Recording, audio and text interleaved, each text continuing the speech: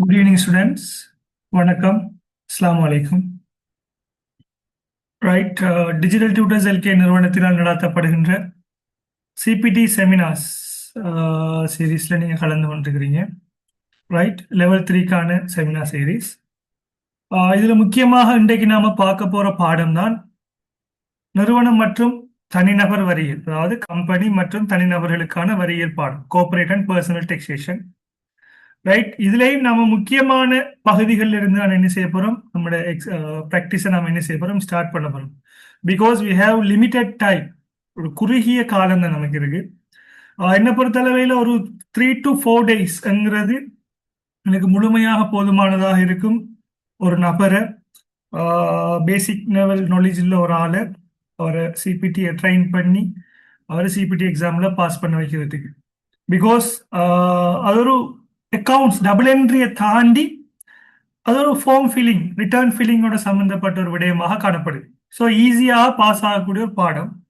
But நிறைய இடங்கள் என்ன செஞ்சுருக்காங்க, அதை டிஃபிகல்ட்டாக மாற்றி வச்சிருக்காங்க. பட் நீங்கள் அதாவது மிச்சம் லோ லெவல்லையும் நினைக்க இயலாது. பட் சரியான முறையில் நீங்கள் படிச்சீங்கன்னு சொன்னால் இந்த கோஆபரேட் அண்ட் பர்சனல் டெக்ஸேஷனை இது உங்களோட ஃபீல்டுக்கு ஹெல்ப் பண்ணக்கூடிய ஒரு பாடம், ஏர்ன் பண்ணுறதுக்கு ஹெல்ப் பண்ணக்கூடிய ஒரு பாடம். எல்லா பிஸ்னஸ் பீப்புளும் பயப்படுறது இந்த டெக்ஸேஷனுக்கு தான். இப்போ நிறைய பேர் நீங்களும் பார்த்துருப்பீங்க, டெக்ஸ் படிச்சிருப்பாங்க, பட் உண்மையாக ஒரு இன்கம் டெக்ஸ்ல இருந்த ஒரு நோட்டீஸ் வந்தால் அதை ஃபில் பண்ண தெரியாது. இவ்வாறான பிரச்சனைகளை எதிர்கொண்டிருப்பாங்க. ஸோ அதை நிவர்த்தி செய்யறதுக்கு ஏற்ற மாதிரி தான் என்னுடைய கிளாஸ் என்ன செய்யப்படுது, என்னுடைய கைடன்ஸ் உங்களுக்கு கடந்த ஆழங்களையும் காணப்பட்டிருக்கு. ரைட், நான் ப்ராக்டிக்கலாகவும் எவ்வாறு ஃபில் பண்ணுவது என்பது தொடர்பாகவும் நான் விளங்கப்படுத்தியிருந்தேன். ரைட், நாம் இன்றைக்கு பார்க்க போகிற பாடம் நேரடியாகவே நாம் பாடத்துக்குள்ள நுழைவோம். நான் மசர் ஃபைசி, டிஜிட்டல் டியூட்டர்ஸ் எல்கேயில் சிபிடி பாடம், ஆடிட் சப்ஜெக்ட் ஃபிசிக்கலாகவும் சேர்ந்தான். அதே நேரம் ஃபைனான்சியல் ரிப்போர்ட்டிங் பாடம் டீச் பண்ணுறது, லெக்சர் பண்ணுறது.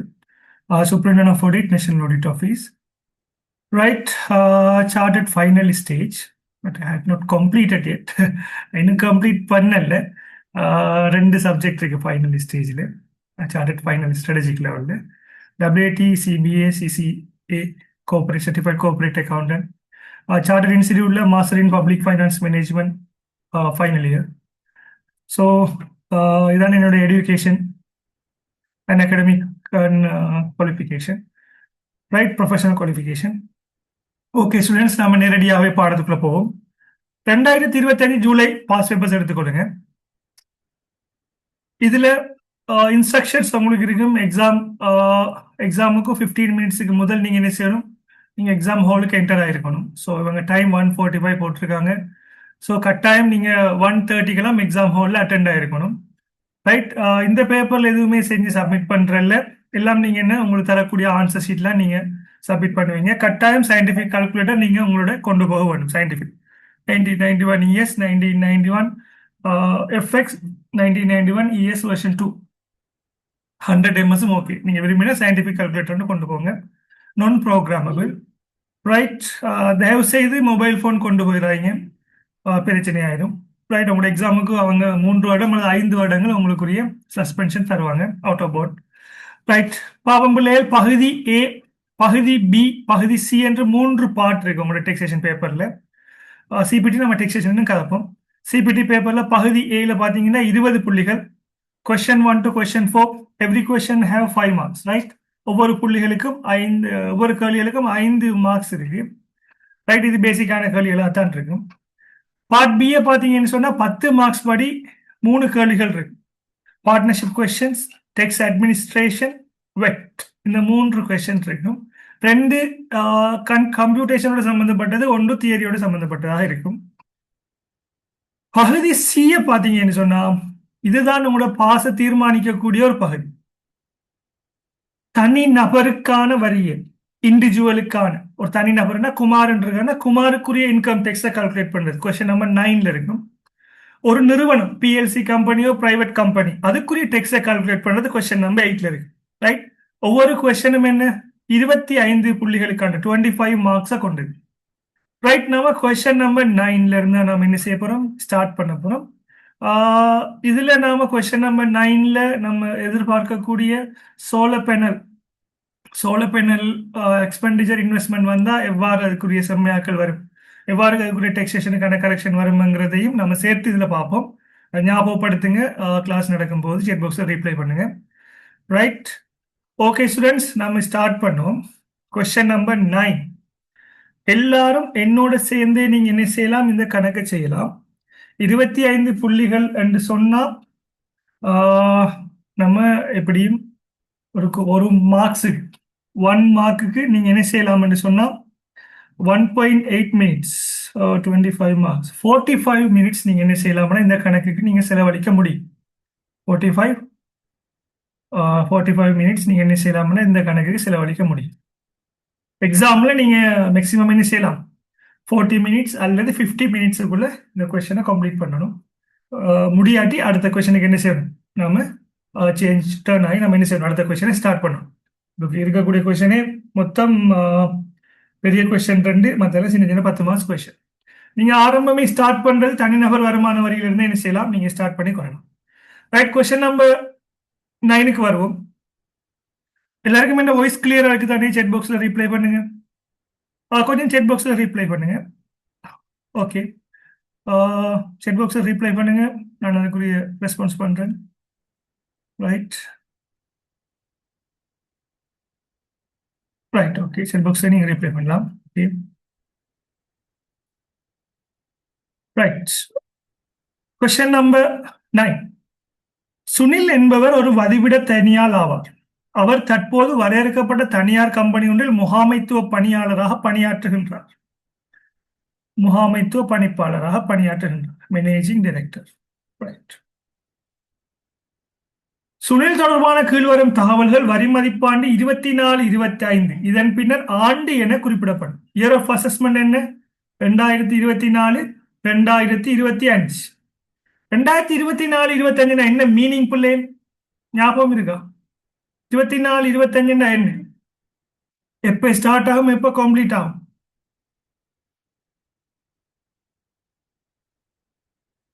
எப்ப ஸ்டார்ட் ஆகும்? 1/4/2024 ஸ்டார்ட் ஆகி 31 மார்ச் 2025 முடிவடையும். இந்த காலப்பகுதியை தான் இயர் ஆஃப் அசஸ்மெண்ட், வரி மதிப்பாண்டு சொல்லுவோம். ரைட், பார்த்துக்கொள்ளுங்களா? இதுல பாருங்க 1, 2, 3 என்ன செய்யப்பட்டிருக்கும், அட்ஜஸ்ட்மெண்ட் காணப்படுது. இதுல அப்படியே இந்த அட்ஜஸ்ட்மெண்ட் எல்லாம் வாசிக்கிறதுக்கு முதல் நாம என்ன வேண்டப்படுவதுங்கிறத வாசிக்கும். என்ன வேண்டப்படுவது? வரி விதி வருமானம், செலுத்த வேண்டிய மொத்த வருமான வரி, செலுத்த வேண்டிய மிகுதி வருமான வரி, வரி விலக்களிக்கப்பட்ட வருமானங்கள் ஏதாவது இருந்தால் அதனையும் குறிப்பிடுக என்று சொல்லியிருக்காங்க. ஏதாவது வருமானம் வரி விதிக்கத்தக்கது அல்ல எனின் அதனை தெளிவாக குறிப்பிடுதல் வேண்டும். அது என்ன விடயம்னு பார்ப்போம். சில வருமானங்களுக்கு பிள்ளைகள் வரி செலுத்த வேண்டும், சில வருமானங்களுக்கு வரி செலுத்த தேவையில்லை.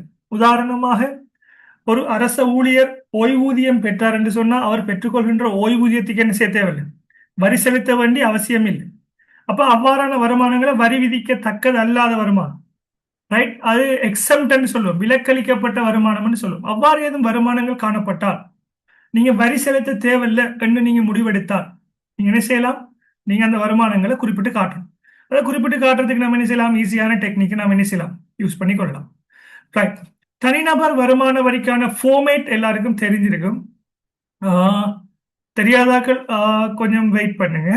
தெரிஞ்ச ஆக்கள் நீங்க ஒரு 2 மினிட்ஸ் டைம் தாரன், 2-3 மினிட்ஸ் டைம் தாரன். தனிநபர் வருமான வரிக்கான ஃபார்மேட் நான் லாஸ்ட் 2025 ஜனவரி கொஸ்டினுக்கு செஞ்ச ஃபார்மேட் அதை நான் ஓப்பன் பண்ணி காட்டுறேன். அதே மாதிரி ஒரு ஃபார்மேட்டோட நீங்க என்ன செய்யுங்க, நீங்க ப்ரிப்பேர் பண்ணுங்க. நம்ம கணக்கு என்ன செய்ய ஆரம்பிப்போம்.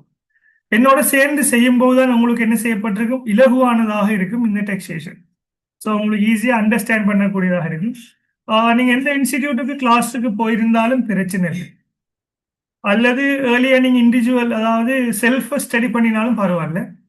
நீங்க என்ன செய்யலாம், உங்களோட இன்ஸ்டிடியூட்ல தந்த நோட்ஸ் இருக்குன்னு தானே, அந்த நோட்ஸை நீங்க எடுத்து வச்சுக்கொள்ளுங்க. நோட்ஸ் இல்லாத நான் ஸ்கிரீன்ல ஷேர் பண்றது உங்களுக்கு தேவைன்னு சொன்னா ஸ்கிரீன்ஷாட் பண்ணி எடுத்துக்கொள்ளுங்க. ரைட், கிளாஸுக்கு வந்த ஸ்டூடெண்ட்ஸ் கட்டாயம் இந்த நோட்ஸை நீங்க என்ன செய்யுங்க, எடுங்க, அதில் ஹைலைட் பண்ணுங்க. ஏதாவது நோட் பண்றதுக்கு இருந்தால் நீங்க என்ன செய்யலாம், அதில் நோட் பண்ணி எடுத்துக்கொள்ளுங்களா. ரைட்,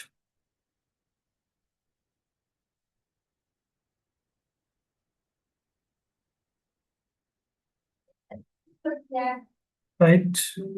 ஓப்பன் ஆகி கொண்டிருக்கு. ஒரு 1 minute டைம். ஓப்பன் ஆகி உடனே ரைட். ஃபார்மேட் தெரிஞ்சாக ஃபார்மேட்டை ஸ்டார்ட் பண்ணுங்க.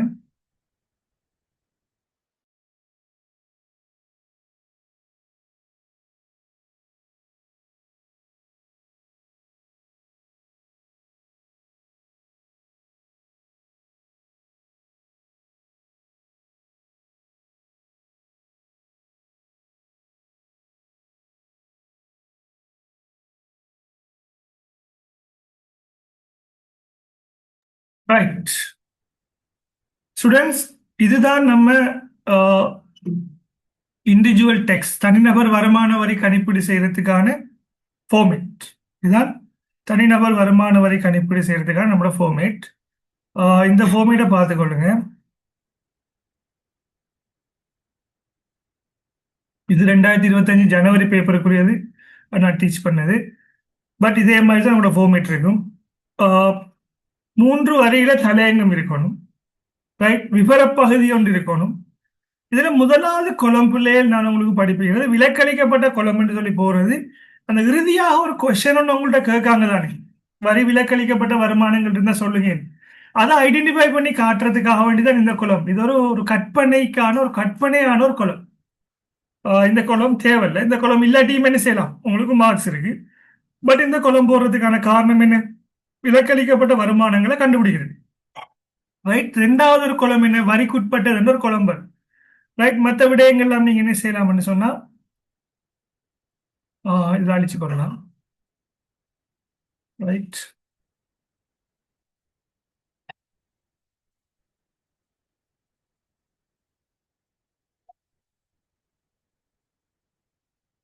இதே மாதிரி ஃபார்மேட்டை ப்ரிப்பேர் பண்ணி கொடுங்க.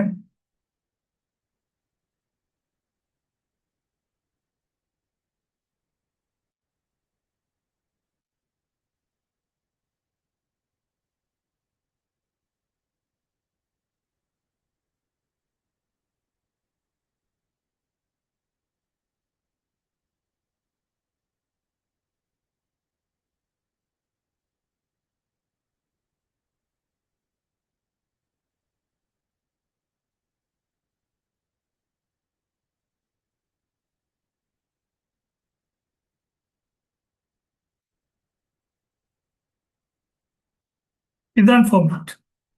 ரைட். இதுல பாத்தீங்கன்னு சொன்னா பிள்ளைகள் எல்லாருக்கும் ஸ்கிரீன் ஷேரா இருக்கும். ஸ்கிரீன் ஷேர் பண்ணப்படாட்டி செட் பாக்ஸ்ல ரிப்ளை பண்ணுங்க. 3 வரியில தலையங்க என்ன நபரின் எந்த வரி மதிப்பாண்டுக்கான தனிநபர் வருமான வரி கணிப்பீடு. ரைட். ரூபா போடுறது ரூபா 3 சைபர். என்னுடைய சஜஷன் உங்களுக்கு பிள்ளைகள், ரூபா 3 சைபர் போட்டு செய்ய வேண்டாம் இந்த பாடம்.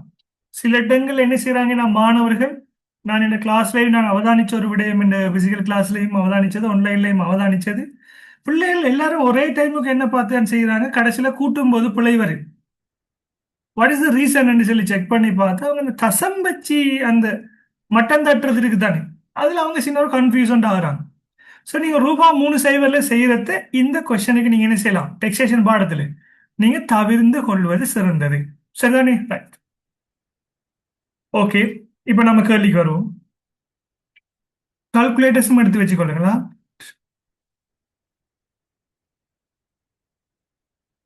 ஒரு தனி நபரை பொறுத்தளவில் பார்த்தீங்கன்னா பிள்ளைகள், ஒரு தனி நபர்னா நீங்க தான்.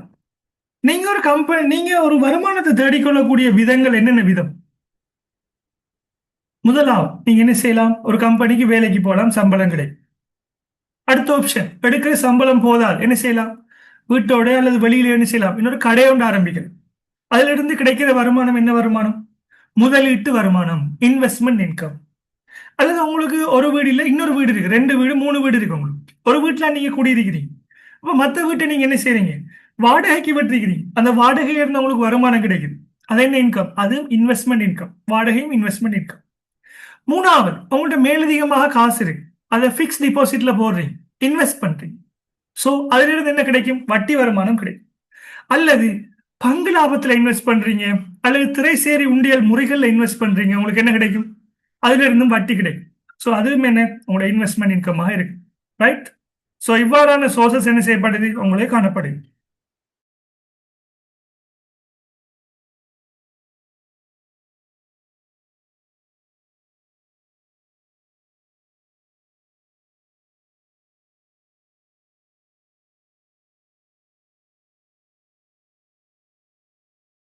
இவ்வாறான இன்கம் என்ன செய்யப்படுது, உங்களுக்கு காணப்படுது. ரைட், நான் பார்ப்போம்.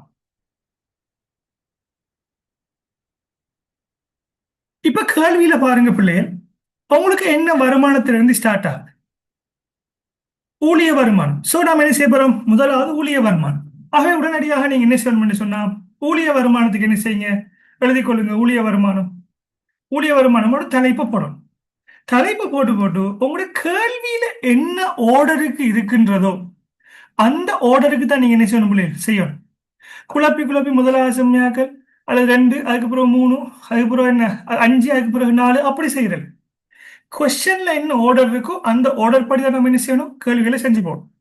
முதலாவது கொஸ்டின் பாருங்க, முதலாவது அட்ஜஸ்ட்மெண்ட், அது செம்மையாக்கலன்னு நான் சொல்லுவேன். முதலாவது அட்ஜஸ்ட்மெண்ட் பாருங்க, ஊழியத்தில் இருந்தான வருமானம். ஒரு கம்பெனிக்கு நீங்க வேலைக்கு போறீங்க, உங்களுக்கு சம்பளம் கிடைக்குது. ஸோ சம்பளம் கிடைத்தால் அந்த சம்பளத்துக்கு நீங்க வரி செலுத்த வேண்டுமா இல்லையா? இந்த பிள்ளைகள் நல்லா விளங்கிக் கொள்ளுங்க. காசு கையில கிடைச்ச உடனே என்ன செய்ய மாட்டோம், உடனடியாக கொண்டு போய் என்னுடைய வரி இவ்வளவு என்ன செய்ய மாட்டோம், நம்ம உடனே பே பண்ண மாட்டோம். சில சில கம்பெனிகள்ல பாருங்கன்னா 1,50,000 150,000க்கு மேல சேலரி உழைக்கிறார்களுக்கு மட்டும் இந்த இயர்ல இருந்து 25 26 இயர் ஆஃப் அசஸ்மெண்ட்ல இருந்து அதுக்கு முதல் 1,00,000 ரூபாய்க்கு மேல இருந்து உழைக்கும் போதே செலுத்தும் வரின்னு கால்குலேட் பண்ணுவாங்க. அதே அப்பிட்டன்னு சொல்லுவோம். மற்றபடி என்ன, வருடம் முடிஞ்சதுக்கு பிறகுதான் நாம் என்ன செய்வோம், நம்மளோட கணக்குகளை எல்லாம் கம்ப்ளீட் பண்ணி ஏதாவது பேலன்ஸ் பே பண்ணிருந்தா என்ன செய்வோம், நாம பே பண்ணுவோம். ஊழிய வருமானத்தை பொறுத்தளவையில் இது என்ன பேசிஸ்ல கால்குலேட் பண்ணப்படும் சொன்னா, கேஷ் பேசிஸ். கேஷ் பேசிஸ்னா காசு அடிப்படை. காசாக கையில் கிடைத்தால் மாத்திரம் தான் நீங்க என்ன செய்வீங்க, வரி செலுத்துவீங்க. காசாக கிடைக்கவில்லையா, ஊழிய வருமானத்துக்கு என்ன செய்ய மாட்டீங்க, நீங்க வரி செலுத்த மாட்டீங்க. எக்ஸாம்பிள், உங்களுக்கு 10,00,000 ரூபாய் 1 மில்லியன் போனஸ் தரப்படும் என்று முதலாளி சொன்னால் உடனடியாக நீங்க என்ன செய்யறல, 1 மில்லியனுக்கு போய் வரி செலுத்துறல. அது எந்த சந்தர்ப்பத்தில் எந்த டேட்ல உங்களுக்கு காசாக கிடைக்குதோ அந்த சந்தர்ப்பத்தில் நீங்க என்ன செய்வீங்க, வரி செலுத்துவீங்க. ஸோ நம்ம என்ன செய்ய போறோம், கேஷ் பேசிஸ்ல கிடைச்சா மட்டும்தான் நம்ம என்ன செய்ய, ஊழிய வருமானத்துக்கு வரி செலுத்தும். முதலாவது பாத்தீங்கன்னு சொன்னா உங்களோட சம்பளம் மாதம் எவ்வளவு பிள்ளைகள், 400,000. இன்னொரு விடயம் நல்லா விளங்கிக் கொள்ளுங்க, நாம செய்யற கணக்கு எத்தனை மாதங்களுக்குரியது, 12 மாதங்களுக்குரியது. 24 25 சொன்னா ஏப்ரல்ல ஸ்டார்ட் ஆகி நெக்ஸ்ட் இயர் 3 மார்ச்ல முடியும். ஸோ 12 மாதங்களுக்குரியது. ஸோ 12 மாதங்களுக்கு நம்ம என்ன செய்யணும், கால்குலேட் பண்ணணும். ரைட். ஸோ நாம உடனடியாக நம்ம முதலாவது பதிவம் சம்பளம். இதுல நாம ஃபார்மேட்டை கம்ப்ளீட் பண்ணல. என்ன நபரின் என்று நீங்க எழுதிக் கொள்ளுங்க. என்ன நபரின், சுனில் என்பவரின்,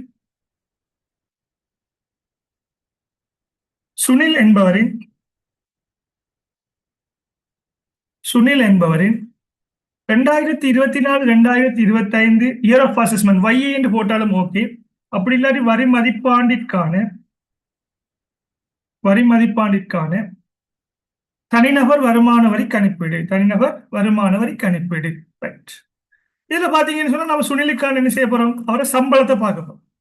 சம்பளம் என்ன பிள்ளை, அவர் வருடத்துக்கு 400,000 உழைக்கின்றார். ஆகவே அவர் 400,000 உழைச்சார் என்று சொன்னா 12 மாதங்களுக்கு எவ்வளவு ஏர்ன் பண்ணுவார், 400,000 தர 12. ரைட். இந்த இடத்துல நாம் ஒரு கேள்வி கேட்போம், இதற்கு வரி செலுத்த வேண்டுமா இல்லையா, டெக்ஸபிள் ஓ நாட்ங்கிற கேள்வி. வரி செலுத்த வேண்டுமா இல்லையா? வரி செலுத்த வேண்டும் என்று சொன்னால் வரிக்குட்பட்டது குளத்துல பதிவு செய்யும். வரி செலுத்த தேவையில்லை என்று சொன்னா விலக்களிக்கப்பட்டதுங்கிற குளத்துல நாம பதிவு செய்யும். இது ஒரு கற்பனை குளம். ஹைட். இதை நான் என்ன செய்ய தேவையில்லை, உண்மையா தேவையில்லை இந்த குளம். நான் அந்த அமௌண்ட்டை கண்டுபிடிக்கிறதுக்காக வேண்டி என்னென்ன விடயங்கள் விலக்களிக்கப்பட்டது என்கிறத கண்டுபிடிக்கிறதுக்காக வேண்டி மட்டும்தான் என்ன செஞ்சிருக்கேன், இந்த குளத்தை நான் உருவாக்கியிருக்கேன். ஸோ நீங்க செய்ய வேண்டிய நல்லா விளங்கிக் கொள்ளுங்க, வரி செலுத்த வேண்டும் என்று சொன்னால் எங்களை பதியணும், வரிக்குட்பட்டது என்கிறது செகண்ட் குளத்துல பதியணும். வரி செலுத்த தேவையில்லாத ஏதாவது விலக்களிக்கப்பட்ட அமௌண்ட் வந்து நீங்க என்ன செய்யணும், சி என்கிற இந்த இருக்கிற இந்த குளத்துல நீங்க என்ன செய்யுங்க, விலக்களிக்கப்பட்ட குளத்துல நீங்க என்ன செய்யுங்க, இதை பதிவு செய்யுங்க. ஆகவே கால்குலேட்டர்ல பெருக்கி பாருங்க பிள்ளைகள், 400,000 தர 12 எவ்வளவு, 4,80,000. ரைட். அடுத்து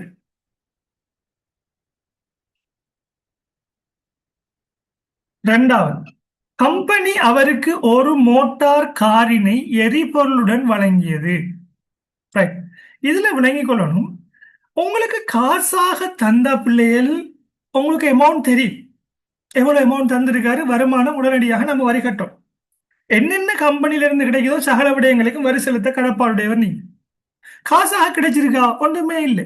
என்ன தந்திருக்காங்க? ஒரு மோட்டார் கார், ஒரு கார் ஒன்று தந்திருக்காங்க. உங்களுக்கு அந்த காரோட சேர்த்து எரிபொருள் தந்திருக்காங்க. அமௌண்ட் தெரியுமா? அமௌண்ட் தெரியாது. அப்ப தெரியாத அமௌண்ட்டுக்கு என்ன செய்யுது?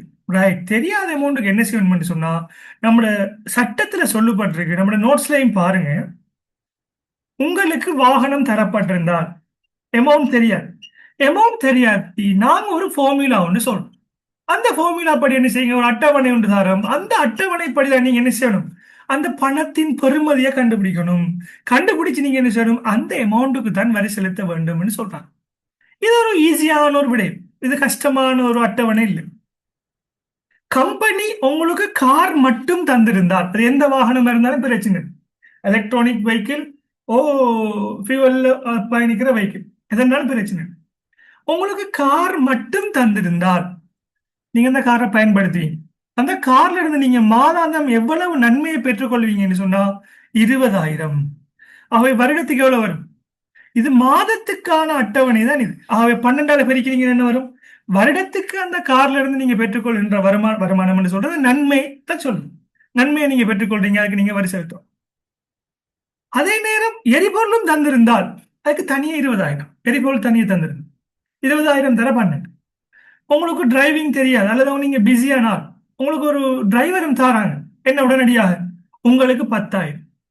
அப்ப என்ன செய்யணும்னு சொன்னா, கார் மட்டும் தந்திருந்தால் இந்த அமௌண்ட், எரிபொருள் மட்டும் தந்திருந்தா இந்த அமௌண்ட், சாரதி மட்டும் தந்திருந்தா இந்த அமௌண்ட். இப்ப உங்களுக்கு இந்த கணக்குல என்னென்ன தந்திருக்காங்க?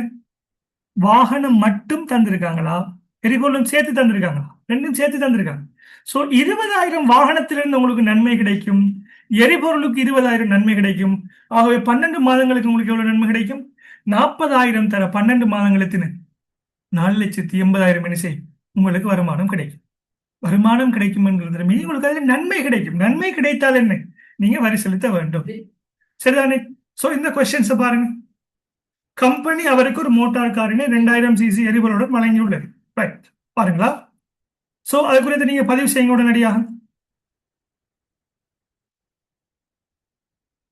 இதுக்கு நீங்க என்ன செய்யலாம்னு சொன்னா, வாகன நன்மை, வாகன நன்மை என்று தலையங்கம் போடுங்க. தலையங்கம் போட தேவையில்லை பிள்ளையே, நான் ஒரு வேறுபடுத்தி காட்டுறதுக்காக வேண்டி போறேன். வாகன நன்மை, வாகன நன்மையில் என்ன கிடைக்குது உங்களுக்கு? வாகனமும் கிடைக்குது, வாகனம் சக சாரதி, வாகனம் சக சாரதி கிடைக்குது. சோ நீங்க என்ன செய்யலாம்னு சொன்னா, வாகனம் சக சாரதி ரெண்டா, வாகனத்துக்கு உங்களுக்கு 20,000, சக சாரதிக்கு எவ்வளவு? சாரதிக்கும் ஒரு 20,000, சாரதிக்கும் ஒரு 20,000. அப்ப மொத்தமாக எவ்வளவு கிடைக்குது உங்களுக்கு? 40,000 ரூபாய் காசு கிடைக்குது மாதம். அந்த வாகனத்திலிருந்து ஒரு காசு இல்லை, 40,000 நன்மை கிடைக்குது. ஆகவே உங்களுக்கு வருடத்துக்கு எத்தனை நன்மைகள் கிடைக்குது? எவ்வளவு நன்மை கிடைக்குது? 40,000 தர 12 மாதங்களுக்கு 4,80,000 கிடைக்குது. இதற்கு வரி செலுத்த வேண்டுமா என்று சொன்ன என்ன? ஆம், வரி செலுத்த வேண்டும். ஆகவே நீங்க என்ன செய்யலாம், 4,80,000 வரி செலுத்த வேண்டும். சோ இதை எழுதி கொள்ளுங்க பிள்ளை.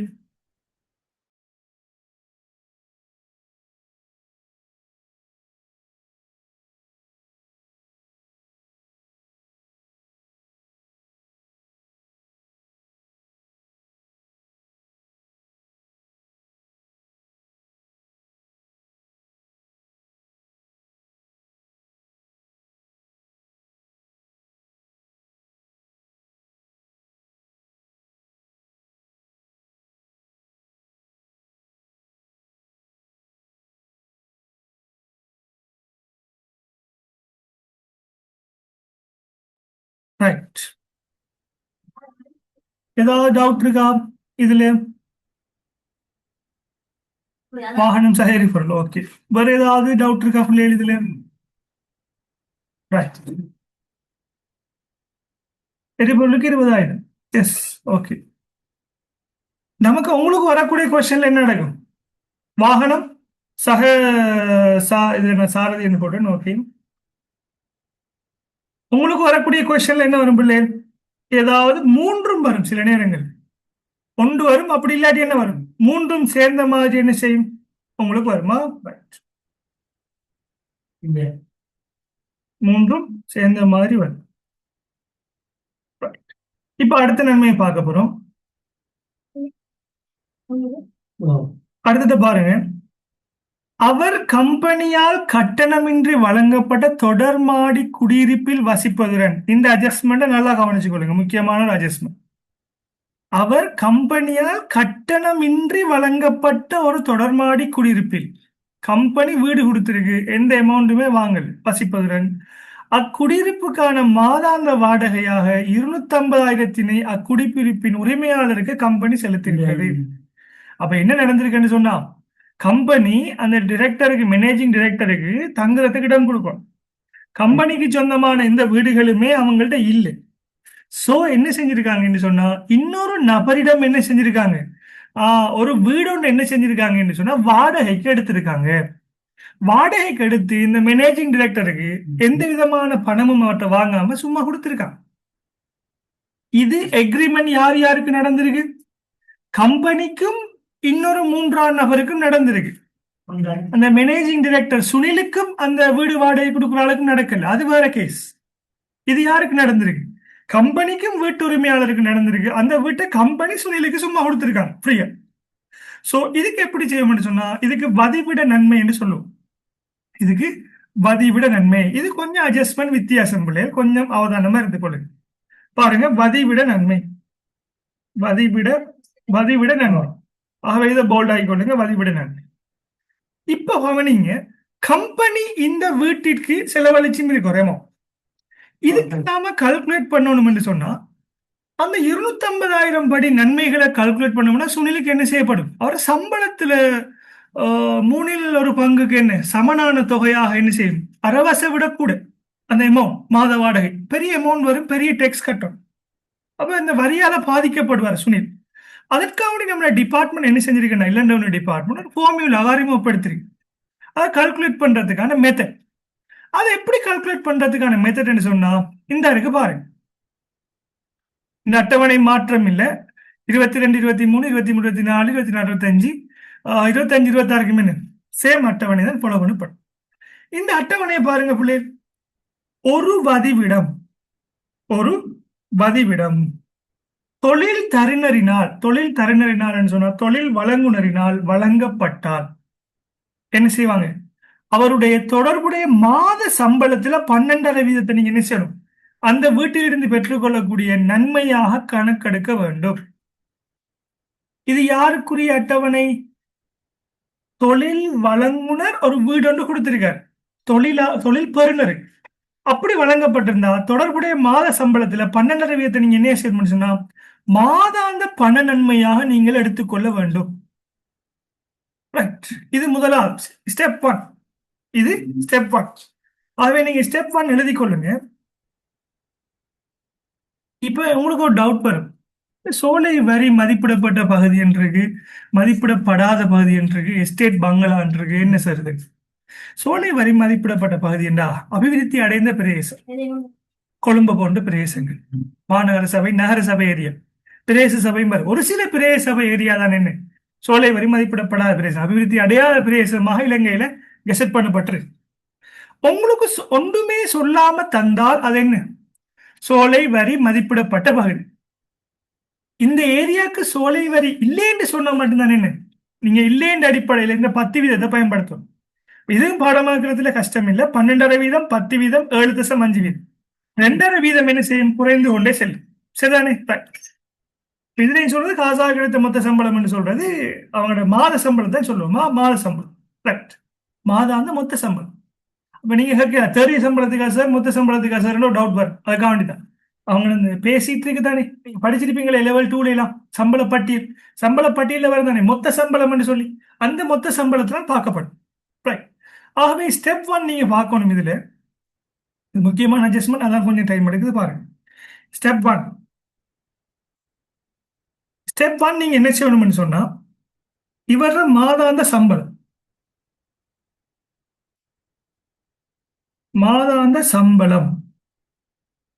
மாதாந்த சம்பளத்தை எடுத்து,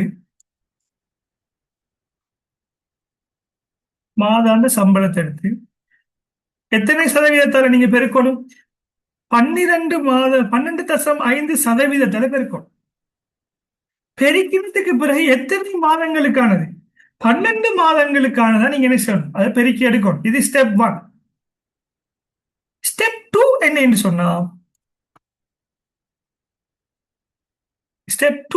சொன்னா, கேளுங்க, நான் பார்த்துக்கொள்ளுங்க. ஸ்டெப் 2 இம்பார்ட்டன்ட் இல்லை, பட் நம்ம அது எழுதும் போது அது காட்டுதான் வேணும். ஸ்டெப் 2 என்ன செய்யணும்னு சொன்னா, இந்த கம்பெனி செலுத்திய மொத்த வாடகை எடுக்கும். கம்பெனி அந்த வதிவிடத்துக்கு செலுத்தி இருக்குதானே, செலுத்திய மொத்த வாடகை எடுக்கும். மொத்த வாடகை எடுக்கும். மொத்த வாடகை எடுத்ததுக்கு பிறகு இந்த இரண்டில், இந்த ஸ்டெப் 1 ஸ்டெப் 2வில், அப்ப ஸ்டெப் 1 ஸ்டெப் 2 இந்த இரண்டில் எது குறைவானதோ, எது குறைவானதோ அதைத்தான் நீங்க என்ன செய்யணும்? அது வரிக்குட்படும். எது குறைவானதோ அது வரிக்குட்படும். ரைட். இப்ப பிள்ளைகள் உங்களுக்கு தெரியும் மாதாந்த சம்பளம் எவ்வளவு இவருக்கு? 400,000. ரைட். கால்குலேட் பண்ணுங்க பாப்போம். நான் கால்குலேட்டர் ஓபன் பண்ணி எடுக்க. ரைட். கால்குலேட் பண்ணுங்க.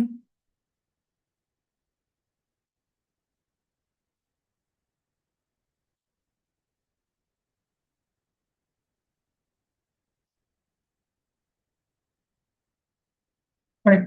இவர மாதாந்த சம்பளம் எவ்வளவு பிள்ளைகள்? 400,000.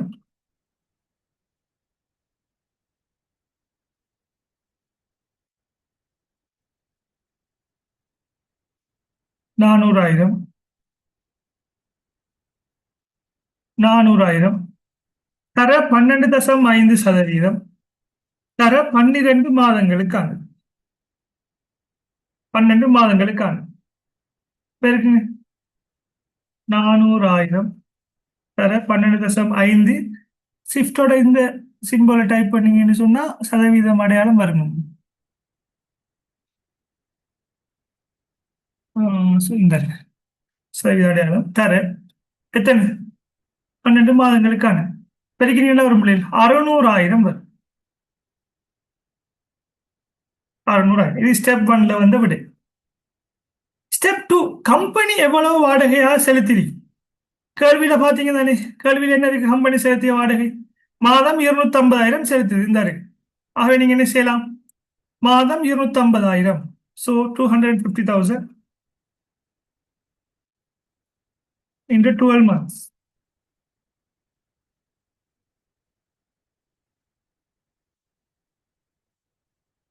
எவ்வளவு வரும் பிள்ளைகள்? 250 12 எவ்வளவு வரும்? 3 மில்லியன் வரும். 3 மில்லியன். ரைட். இப்ப பாருங்க, இதுல எது குறைவானதோ என்ன செய்யணும்? ரைட். அதுதான் என்ன செய்யப்படும் என்று சொன்னா வரிக்குட்படும். எது குறைவானதோ அதுதான் இவங்களுக்கு வரிக்குட்படும். ரைட். இப்ப எது இதுல குறைவானது பிள்ளை? எது குறைவானது? 600,000 தான் குறைவானது. ஆகவே 600,000 தான் என்ன செய்யப்படும் என்று சொன்னா வரிக்குட்படும். இது எல்லாருக்கும் கிளியரா பிள்ளை?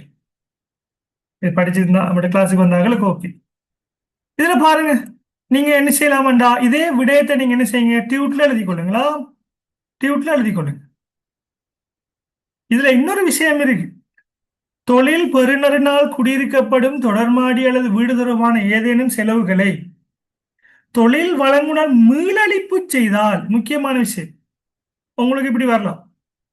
அதாவது வீடு வாடகைக்கு எடுத்திருக்கிறீங்க, யார்? கம்பெனி எடுக்கல, நீங்க வாடகைக்கு எடுத்திருக்கிறீங்க. நீங்க செலுத்துகின்ற வாடகையை கம்பெனி உங்களுக்கு அப்படியே திருப்பி தரு. அப்படி காசாக திருப்பி தந்தால் அந்த மீளளிப்பு செய்யற அந்த அமௌண்ட்டை நீங்க என்ன செய்யணும்? அதை வருமானம் எடுக்கும். இது கம்பெனி டிரெக்டா தந்தா. இது என்ன கேஸ்? நீங்க வாடகைக்கு எடுத்த அதுக்குரிய காசை கம்பெனி உங்களுக்கு தந்தா. சரியா? உண்மையாக ஏற்பட்ட செலவான நீங்க என்ன செய்யணும்? நன்மையான பெறுமதியா நீங்க எடுப்பீங்க. ரைட். ஓகே புள்ளே? ரைட். அடுத்த கொஸ்டினே போ.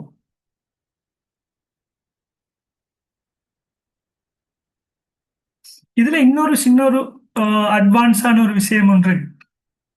இன்னொரு என்ன அட்வான்ஸான விஷயம்னு சொன்னா,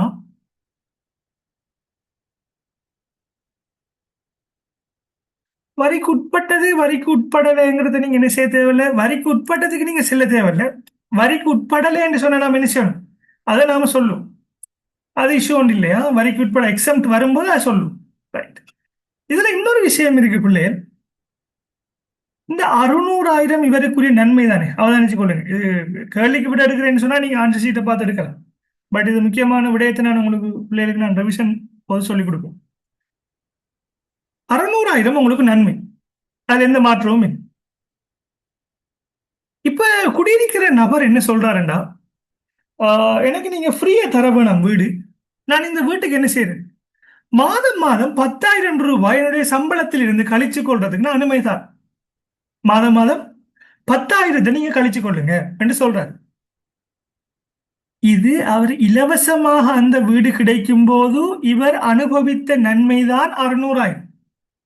இந்த இலவசத்துக்கு இவர் ஏதாவது கொடுப்பனவுகள் செய்தால், இந்த இலவசமாக பெற்றுக்கொண்டதுக்கு இவர் ஏதாவது கம்பெனிக்கு கொடுப்பனவு செய்தா, அவர் கொடுப்பனவு செய்த அந்த அமௌண்ட்டை நாம் என்ன செய்யணும் பிள்ளைகள், அதை கழிச்சதுக்கு பிறகு வார அமௌண்ட்டை நாம் என்ன செய்யணும், இங்க போடணும். இந்த கேஸ்ல இந்த வீடு இவருக்கு இலவசமா கிடைச்சதால இவர் 600,000 என்ன செய்றாரு, நன்மையாக அனுபவிக்க. ஆகவே இங்க 600,000 டேக்ஸபிள். இந்த 600,000 அனுபவிக்கின்ற போது கம்பெனிக்கு வேற ஏதாவது சம்பளத்திலிருந்து வெட்டுவதற்கு உத்தரவு போட்டு கம்பெனி ஏதாவது டிடக்ட் பண்ணி இருந்தால், அந்த கம்பெனி கழித்து கொண்ட அமௌண்ட்டை நீங்க என்ன செய்யணும், இந்த 600,000 கழிச்சு அந்த பேலன்ஸ் அமௌண்ட் தான் என்ன செய்யணும் பிள்ளை, 4,80,000 இங்க போடணும். சரிதானே? அது அடுத்த உங்களுக்கு கேள்வி வரக்கூடிய அடுத்த விதம். சரியா? அப்படி உங்களுக்கு எக்ஸாமுக்கு வந்தா நீங்க என்ன செய்யணும், கம்பெனி கொடுத்த அமௌண்ட்டை கழிச்சு போட்டு தான் போடணும். ரைட். நெக்ஸ்ட்,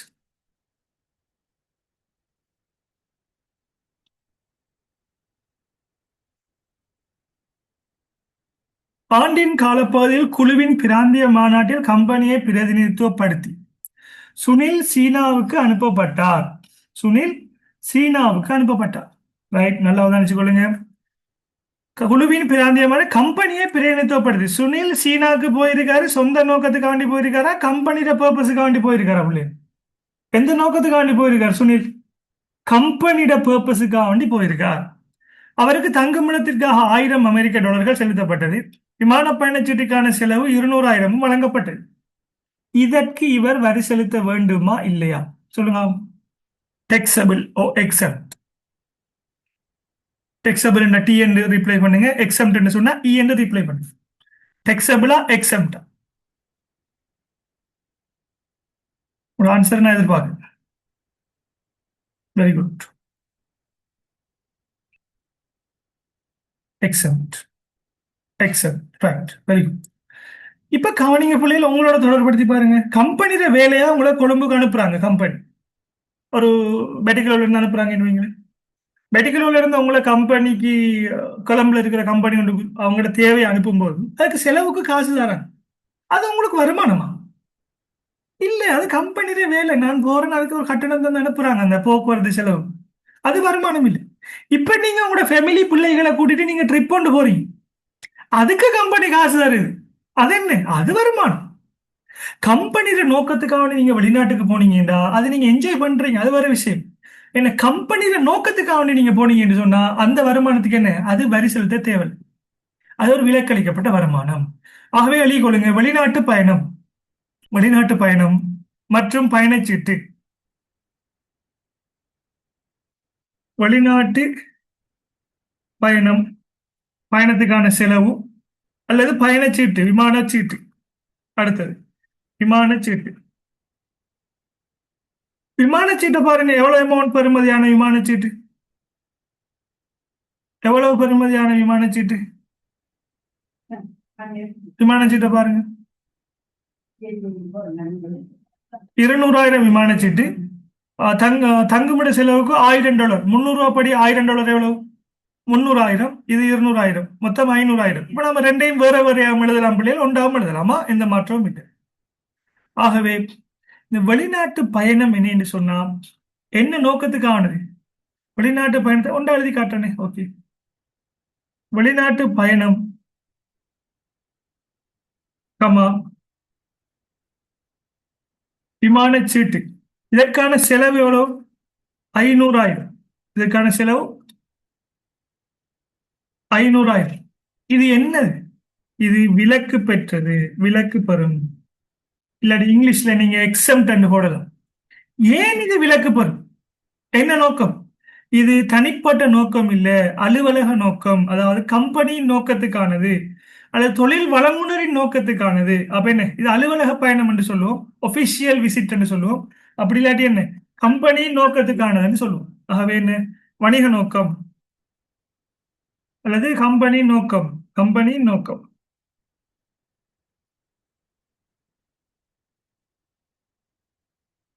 கம்பெனின்னு வேலை செய்யற கம்பெனியோட பர்பஸுக்காக போனது.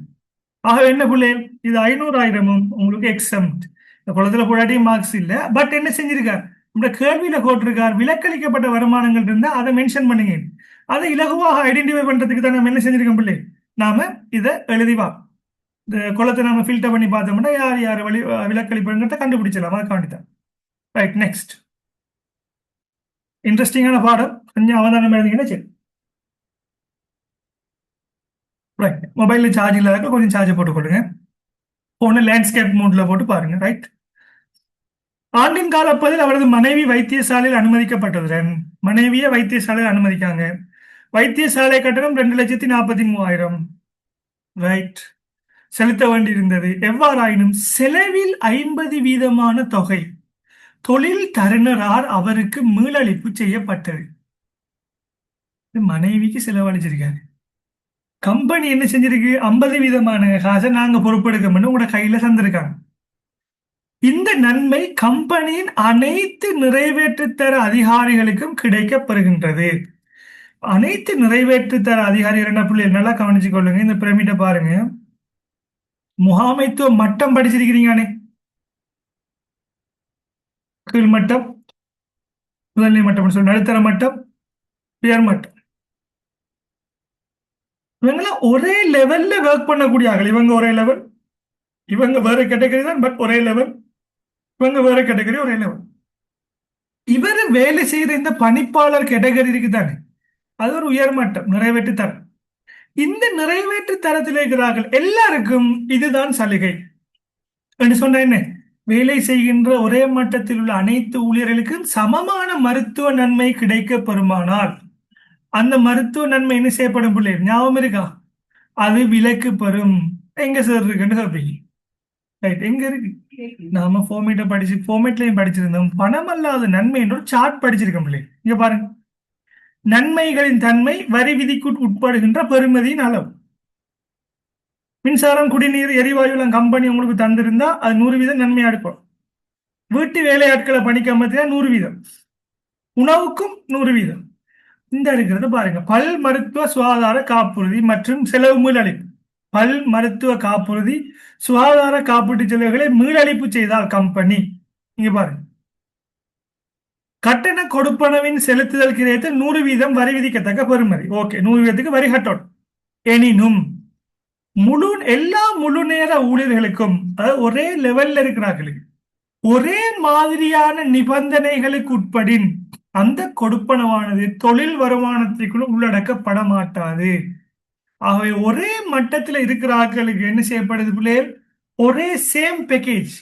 இப்ப இதே போல மேனேஜிங் டைரக்டர் இன்னொரு ஆள் இருந்து அவருக்கும் இதே மாதிரி தான் 50% முன்னளிப்பு செஞ்சாங்கன்னா எல்லாருக்கும் ஒரே சலுகை.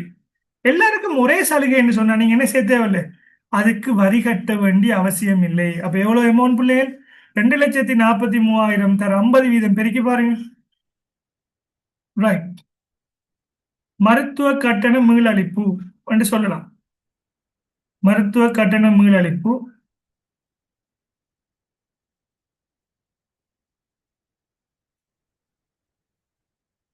$121,500. அப்ப எழுதிக் கொள்ளுங்க, மருத்துவ கட்டண மீளளிப்பு. மருத்துவ கட்டண மீளளிப்பு இது வரிக்குட்படுமா என்று சொன்னா என்ன, இது வரிக்குட்படாது, விலக்கு பெறும். ஏன் விலக்கு பெறும், காரணத்தையும் எழுதலாம், எந்த பிரச்சனையுமே இல்லை. ஏன் விலக்கு பெறும், காரணத்தை நீங்க பிரக்கெட்டுக்கு என்ன எழுதலாம், பிரச்சனை. ஏன் இது விலக்கு பெறும் என்று சொன்னா உங்களோட கொஸ்டின்ல இருக்கிறதான் ஆன்சர். இந்த அனைத்து நிறைவேற்று அதிகாரிகளுக்கும் சமனான நிபந்தனை என்று நீங்க எழுதினீங்கன்னா சரி, அனைத்து அதிகாரிகளுக்கும் சமனான நிபந்தனை. அப்படி இல்லாட்டி சமனான நிபந்தனை என்று போட்டீங்கன்னா சரி. சமனான நிபந்தனை, சமனான நிபந்தனைங்கிறதால இது விலக்கு பெறும். விலக்கு பெற அமௌண்ட் எவ்வளவு பிள்ளைகள்? 121,500. அப்ப நீங்க கேட்கலாம், சார் நாம 2,43,000 தானே செலவு செஞ்ச, 121 விலக்கு பெறும்னா மத்தத்தை என்ன செய்யுது? அது வருமானமா காட்டுற இல்லையா? அது உங்களோட வருமானமே இல்லையே தம்பி. இல்லை, ஏன் வருமானமே இல்லை? என்னது? அது ஒரு செலவு. நீங்க செலவழிச்சத வருமானமா காட்டணுமா? இல்லை. கம்பெனி உங்களுக்கு எது தந்துச்சோ அதுதான் வருமானம். அந்த வருமானத்துக்கு வரி கட்டணுமா இல்லையாங்கிறதா கேள்வி. எல்லாரும் கிளியர் தானே? ரைட். அடுத்து, அவருடைய கையடக்க தொலைபேசி கட்டணங்களும் கூட கம்பெனினால் மீளளிப்பு செய்யப்பட்டன. மீளளிப்பு என்ன பிள்ளைகள்? ரீம்பர்ஸ்மெண்ட் சொல்லுவோம் இங்கிலீஷ்ல. நல்லா கவனிச்சுக்கொள்ளும். அலவன்ஸுக்கும் ரீம்பர்ஸ்மெண்ட்டுக்கும் வித்தியாசம் இருக்கு. அலவன்ஸ்னா படிகள். படிகள்ங்கிறது உங்களோட சம்பளத்தோட என்ன செய்வாங்க? சம்பளம் வர மாதிரி பேங்குக்கு என்ன செய்யும்? அட் பண்ணி வரும். உங்களோட சம்பள பட்டியலில் வரும். மீளளிப்பு என்னன்னு சொன்னா, நீங்க உங்களோட டெலிபோனுக்கும் ரவுட்டருக்கும் நீங்க பில்ல பே பண்ணிருப்பீங்க. கம்பெனி சொல்லுது அந்த பில்லை கொண்டுட்டு வாங்க, எவ்வளவு பே பண்ணிருக்கிறீங்க, அந்த காசை நாங்க திருப்பி தாரோம். அப்படி தாரது. அப்படி தந்தா அதுக்கு சொல்லுவோம் என்ன? அது மீளளிப்பு, ரீம்பர்ஸ்மெண்ட் சொல்லுவோம். அப்படி வந்தால் அதுல எதனை நன்மையாக கருதி நீங்க டேக்ஸ் கட்டணும் என்று சொன்னால் நல்லா கவனிச்சுக்கொள்ளுங்க. உங்களுக்கு எவ்வளவு வந்திருக்கு? 78,000 என்று சொன்னா கொஸ்டின்ல பாருங்க. நம்மளோட அட்டவணை பார்த்தா சரி. வெயிட் பண்ணுங்க, நம்மளோட அட்டவணை பார்ப்போம். நம்மளோட அட்டவணையில சொல்லப்பட்டிருக்கு, இந்த இருக்கு, தொலைபேசி பற்றுச்சீட்டுகள் மற்றும் வருடாந்த கட்டணங்களை செலுத்துதல் அல்லது என்ன? இதுல வர வசனம் என்னது? கேள்வியில வர்றது மீளளிப்பு செய்தல் அல்லது மீளளிப்பு செய்தல். மீளளிப்பு செய்தல் எல்லாம் ஒன்றுதான். நான் சொல்லியிருக்கேன், மீளளிப்பு செய்தல், ரீம்பர்ஸ்மெண்ட் செய்தல். மீளளிப்பு செய்தால் என்ன நடக்கும்? நீங்க வரி செலுத்த வேண்டிய அவசியம் இல்லை. எத்தனை வீதத்துக்கு? 50 வீதத்துக்கு செலுத்த தேவையில்ல. 50 வீதத்துக்கு நீங்க என்ன செய்யணும்? வரி செலுத்த வேண்டும். 50% நீங்க வரி கட்ட தேவையில்லை. பேலன்ஸ் 50% என்ன செய்யணும்? நீங்க வரி கட்டணும். சோ நீங்க என்ன செய்யலாம்? தொலைபேசி கட்டண தொலைபேசி பட்டியல் மீளளிப்பு என்று எழுதி போட்டோம். தொலைபேசி பட்டியல் மீளளிப்பு. இப்போ ஒரு லைன் விட்டு விட்டு போகணுமா சார்? விட தேவையில்லையா? அது உங்களோட விருப்பம். ஒரு லைன் விட்டு போனாலும் 3 நேரம், விட்டு போகாட்டி 3 நேரம். இந்த ரெண்டு ஸ்டெப் 1 ஸ்டெப் 2 வரதுக்கு அதுக்கு கூட கெப் பண்ண விட்டீங்கன்னா நல்லது. தொலைபேசி பட்டியல் மீளளிப்பு.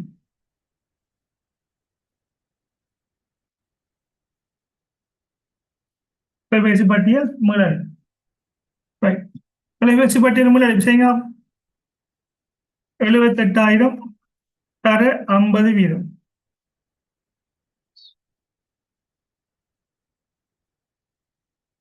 78,000 தர 50 வீதம் எவ்வளவு பிள்ளை? பெருக்கி பாருங்க கால்குலேட்டர்ல. 78,000 தர 50 வீதம் பாத்தீங்கன்னா 39,000 வரும்.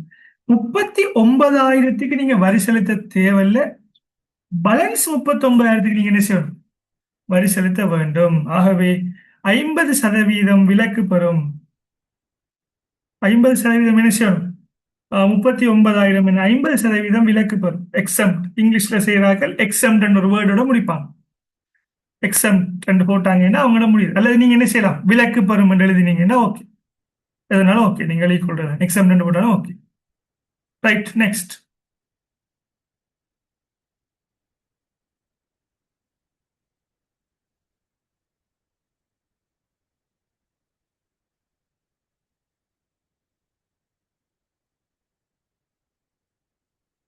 ரைட். ஒரு ஆள் கேட்டிருக்கிறீங்க, எக்ஸம்ட் குளத்துல போடாமலுக்கு டெக்ஸபிள் குளத்துல மைனஸ் போட்டு காட்டினா சரியான்னு கேட்டிருக்கிறீங்க. மைனஸ் எல்லாம் போடலாது எக்ஸம்ட்டுக்கு. அல்லது நீங்க விவர பகுதிக்குள்ளேயே நீங்க விலக்களிப்புன்னு மட்டும் எழுதி காட்ட போறேன்னு சார்ங்கிறீங்க. ஓகே, அது ஓகே. நான் இலகுவாக அடையாளம் பண்றதுக்கான எந்த டெக்னிக் தான் எக்ஸம்ட் குழம்பு போடுறது. அப்படி இல்லைன்னு சொன்னா நீங்க என்ன செய்யலாம்? நீங்க எக்ஸம்ட் குழம்பு போட்டு போட்டு கடைசியாக வெட்டி விட்டாலும் செய்யலாம். ஒரு லைனால க்ளோஸ் பண்ணி விட்டாலும் செய்யலாம். அதை எக்ஸம்ட் குழம்பை போடாம விட்டாலும் செய்யலாம். எந்த இஷ்யூவும் இல்லை. ரைட். முக்கியமான ஒரு விஷயம் பாருங்க பிள்ளைகள், ஆண்டிற்காக கழிக்கப்பட தனியார் முற்பண வருமான வரி. இவ்வாறு வந்தால், இவ்வாறு தனியார் முற்பண வரி என்கிறது ஒன்று வந்தால், இது இந்த இடத்தில் செய்கிறேன். உடனடியாக நீங்க என்ன செய்யணும்டா? உங்களோட பேனையால பெரிய ஒரு ஸ்டார் மார்க் போடுங்க. எங்க போடுங்க? உங்களோட கொஸ்டின் பேப்பர், எக்ஸாமுக்கு உங்களுக்கு தார பேப்பர்ல பெரிய ஒரு ஸ்டார் மார்க். இல்லாட்டி ஒன்று இல்லாட்டி 2ஆவது போட்டு வச்சுக்கொள்ளுங்க. அல்லது பெண்டிங் என்று எழுத விரும்புகிறார்கள், பெண்டிங் என்று போட்டு வச்சுக்கொள்ளுங்க, பி என்று போடுங்க. என்ன என்று சொன்னா இந்த இடத்துல சீராக்க மாட்டோம். எந்த இடத்துல நாம் இதை சீராக்குவோம் என்று சொன்னா கணக்க முடிப்போம் தானே பிள்ளை, கொஸ்டினை முடிப்போம் தானே. கொஸ்டினை முடிக்கும் போதுதான் செலுத்த வேண்டிய வரியிலிருந்து செலுத்திய வரியாக என்ன செய்யப்படும், இது கழிக்கப்படும். ரைட், இதை எனக்கு தெரியும். இப்ப நாம ரெண்டாவது வரப்போறது பாருங்க, செகண்ட் நம்ம வரப்போறது என்ன வருமானம், முதலீட்டு வருமானம். பின்வரும் வட்டி வருமானத்தை பெற்றுள்ளார். ஓகே, வட்டி வருமானம் முதலாவது என்ன வட்டி வருமானம் பிள்ளைகள், திரைசேரி உண்டியல்கள் வட்டி வரி செலுத்த வேண்டுமா இல்லையா, டெக்ஸபிளா எக்ஸம்டா சொல்லுங்க, டெக்ஸபிளா எக்ஸம்டா, டெக்ஸபிளா எக்ஸம்டா, டெக்ஸபிள் ஓ எக்ஸம்ட், டெக்ஸபிள். அதர்ஸ் கிளாஸ் எல்லாரும் ரீப்ளை பண்ணுங்க, இஷ்யூ ஒன்றும் இல்லை. ஒவ்வொரு சமயங்களுக்கும் தனித்தனியாக மார்க்ஸ் இருக்கு. Right, very good.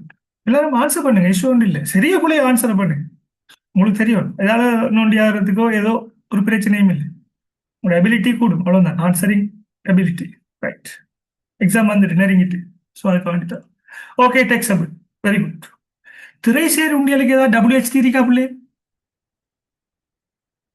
WHT கழிக்கப்படுமா, கழிக்கப்படுமா கழிக்கப்படாதா, எஸ் ஓ நோ, கழிக்கப்படாது. வெரி குட், திரைசேரி உண்டியலுக்கு WHT இருக்கு. ஸோ நீங்க என்ன செய்யலாம், தலையங்கம் போடலாம், முதலீட்டு வருமானம், முதலீட்டு வருமானம் தலையங்கம் போடுங்க. அந்த உங்களோட பேரை உங்களோட பேரை நீங்க ரீநேம் பண்ணிக்கொள்ளுங்க, நம்பர்ஸ்ல மட்டும் இருக்கிறார்கள் என்ன எங்க அடையாளப்படுத்துறதுக்கு ஈஸியா இருக்கும். ரைட், விரும்பினால். ஓகே, முதலீட்டு வருமானம் ஒரு லைன் விட்டு போடலாமா, முதலீட்டு வருமானம். இதுக்கு நீங்க நம்பரை போட்டீங்கன்னு சரி, முதலீட்டு வருமானம் ரெண்டாம் நம்பர். நீங்க ஊழிய வருமானத்துக்கு முதலாம் நம்பர் போட்டீங்கன்னா முதலீட்டு வருமானத்துக்கு நீங்க என்ன செய்யலாம், ரெண்டா அட்ஜஸ்ட்மெண்ட் தானே உங்களுக்கு, ரெண்டாம் நம்பரை போட்டுக்கொள்ளு. அதுல முதலாவது என்ன, திரைசேரி உண்டியல் வட்டி. திரைசேரி உண்டியல் உங்களுக்கு WHT எதுவுமே அரசாங்கத்தால கழிக்க மாட்டாங்க. உங்களுக்கு கிடைக்கிறது என்ன வட்டியா இருக்கும், திரைசேரி உண்டியல் மொத்த வட்டியாகத்தான் இருக்கு. உங்களுக்கு கிடைக்கிறது 100%. திரைசேரி உண்டியல் வட்டி எவ்வளவு வரும் பிள்ளை, திரைசேரி உண்டியல் வட்டி பாருங்க 57,000 வருடத்துக்கா மாதத்துக்கா, வருடத்துக்கு 57,000 எங்க வரும், வரிக்குட்படும். வரிக்குட்படும் நீங்க எழுத தேவையில்லை, ஏன்னா வரிக்குட்படும்ங்கிறதுல எழுதிட்டு இருக்கிறதால நீங்க திருப்பி திருப்பி எழுத தேவையில்லை. டெக்ஸபிள் எழுதினாலும் பிள்ளை இல்லை, எழுத தேவையில்லை. இந்த டெக்ஸபிள் போடுறோம் தானே, கொஞ்சம் அட்வான்ஸ் பழகும் போது கொஞ்சம் போட்டு வரும். நான் ஃபெஸ்ட்டுக்கு நான் உங்களுக்கு ஃபார்மேட் படிக்கும் போது ஃபெஸ்ட் கொஸ்டின் செய்யும் போது நான் அதை சொல்லி தந்துருப்பேன். டெக்ஸபிள் எழுதுங்க, எக்ஸாம் எழுதுங்க. ஏன் அதை அப்படி போட்டு போட்டு நீங்க என்டர் பண்ணி பண்ணி பழகும் போது தான் என்ன செய்யும், உங்களோட மனதில் பதியும் எது டெக்ஸபிள் எது எக்ஸாம். அதான் நம்மளோட டெக்னிக் தான். ஸோ நீங்க அதை அப்படியே ஃபாலோ பண்ணி கொடுங்க. இதுல நீங்க ஃபைனல் எக்ஸாம்ல நீங்க டெக்ஸபிள் எக்ஸாம் போட தேவையில்லை, போட்டாலும் பிள்ளை. நெக்ஸ்ட், இதை முடிச்சிட்டோம். செய்யறதுக்கெல்லாம் சின்ன ஒரு சரி ஒன்று போட்டுக்கொள்ளுங்க உங்களோட எக்ஸாம் பேப்பர். அடுத்தது, வர்த்தக வங்கி ஒன்றில் உள்ள நிலையான வைப்புகள் மீது 228,000 நிகர நிறுத்தி வைத்தல் வரி. அதாவது உங்களுக்கு வைப்புல இருந்து வட்டி கிடைச்சிருக்கு, நிலையான வைப்பு வட்டி கிடைச்சிருக்கு எவ்வளவு, 228,000, 228,000. இது தெரிஞ்சிருக்கு. வங்கியில இருந்து பிள்ளைகள் உங்களுக்கு வட்டி தரும்போது உங்களுக்கு என்ன செய்வாங்கன்னு சொன்னா 24, 25 இயர் ஆஃப் அசஸ்மெண்ட்ல 5% WHT கழிச்சு போட்டு தருவாங்க. 25, 26ல 25, 26 25 லேட்டஸ்ட், அதுல பாத்தீங்கன்னா 10% கழிக்கப்படும். இந்த கொஸ்டனுக்கு எத்தனை வீதம், 24, 25ல 5% WHT கழிச்சதுக்கு பிறகு என்ன செஞ்சிருக்காங்கன்னு சொன்னா உங்களுக்கு தேறிய வட்டி தந்திருக்காங்க. தேறிய வட்டி, தேறிய வட்டி என்ன, எத்தனை சதவீதமான வட்டி பிள்ளைகள், 95% வட்டியை பேங்க் உங்களுக்கு தந்துரு. தேறிய வட்டி தான் என்ன, 228,000. தேறிய வட்டி தான் 228,000. அமௌண்ட் சரிதானே, 228,000. நம்முடைய சட்டம் என்ன சொல்லுதுன்னு சொன்னா, நீங்கள் இங்கே வரிக்குட்படும் என பதியும் போது என்ன அமௌண்ட்டை பதியணும்? மொத்த வட்டிக்குத்தான் பதியணும், தேறிய வட்டிக்கு இல்லை. ஆகவே நாம் என்ன சொல்லணும்டா, 5% என்ன செய்ய போறீங்க? நிறுத்தி வைத்தல் வரி. நிறுத்தி வைத்தல் வரி தெரியாட்டி WHT அல்லது AIT என்று சொல்லுவோம். ரைட்? WHT அல்லது AIT என்று சொன்னோம் என்று சொன்னா இந்த வட்டியை நாம் என்ன சொல்லணும்? இதோட கூட்டணும். கூட்டினா என்ன கிடைக்கும் உங்களுக்கு? 100% வட்டி என்ன செய்யும் உங்களுக்கு கிடைக்கும்? 100% வட்டி. 100% வட்டி என்றதுக்கு பேர் என்ன? டோட்டல் இன்ட்ரெஸ்ட் அதாவது குரோஸ் இன்ட்ரெஸ்ட். டோட்டல் சொல்ல மாட்டோம், குரோஸ் இன்ட்ரெஸ்ட். மொத்த வட்டி என்று சொல்லுவோம். மொத்த வட்டி. மொத்த வட்டி.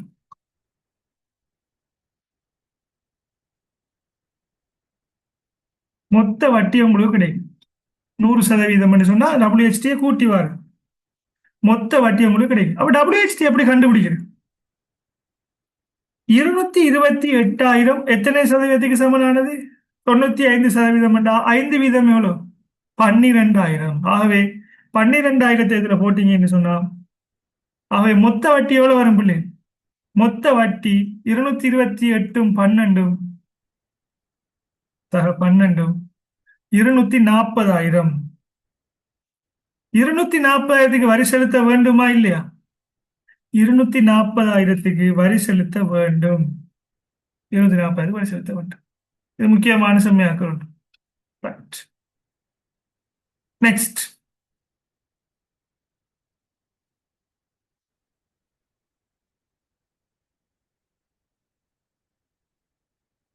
இதுக்கு ஒரு சரி முடிச்சு.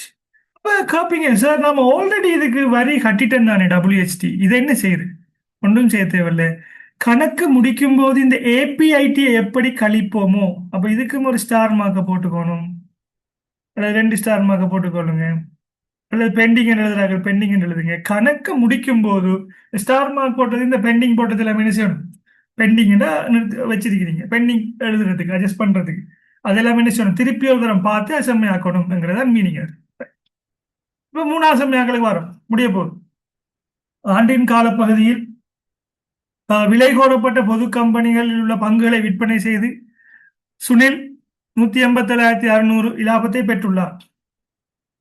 கம்பெனிகள் பட்டியல் படுத்தப்பட்ட பொது கம்பெனிகள், பட்டியல் படுத்தப்படாத பொது கம்பெனிகள் 2 வகையான கம்பெனி இருக்கு. பட்டியல் படுத்தப்பட்ட கம்பெனிக்கு சொல்ற பேர் தான் விலை கோரப்பட்ட பொது கம்பெனின்னு சொல்லுவோம். லெவல் 1ல படிச்சிருப்பீங்க அல்லது A-level பிசினஸ்ல படிச்சிருப்பீங்க. கொழும்பு பங்குச்சந்தையில் பகிரங்கமாக பங்குகளை விற்பனை செய்வதற்கு பதிவு செய்யப்பட்ட கம்பெனிகளுக்கு சொல்ற பேர் தான் என்ன? பட்டியல் படுத்தப்பட்ட கம்பெனிகள் அல்லது விலை கோரப்பட்ட கம்பெனின்னு சொல்லுவோம்.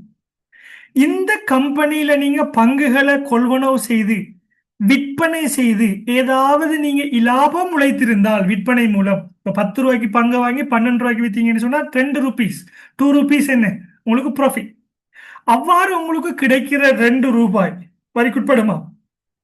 வரிக்குட்படாது. ஏன்? ஏன் வரிக்குட்படாது? அது விலை கோரப்பட்ட பொது கம்பெனியா இருக்கிறதால என்ன அதுக்கு வரி இல்லை. பங்கு சந்தையை ஊக்குவிக்கிறதுக்கான அரசாங்கம் சொன்ன விஷயம். பங்கு லாபத்துக்கு இல்லை பிள்ளைகள். இது என்னது? பங்குகளை விற்பனை செய்து கிடைக்கக்கூடிய இந்த மூலதன ஆதாயத்துக்கு. நீங்க மூலதன ஆதாய வரி நான் உங்களுக்கு படிச்சு தந்திருக்கேன். அதுல மூலதன ஆதாய வரியிலையும் இதே விஷயம் வரும்.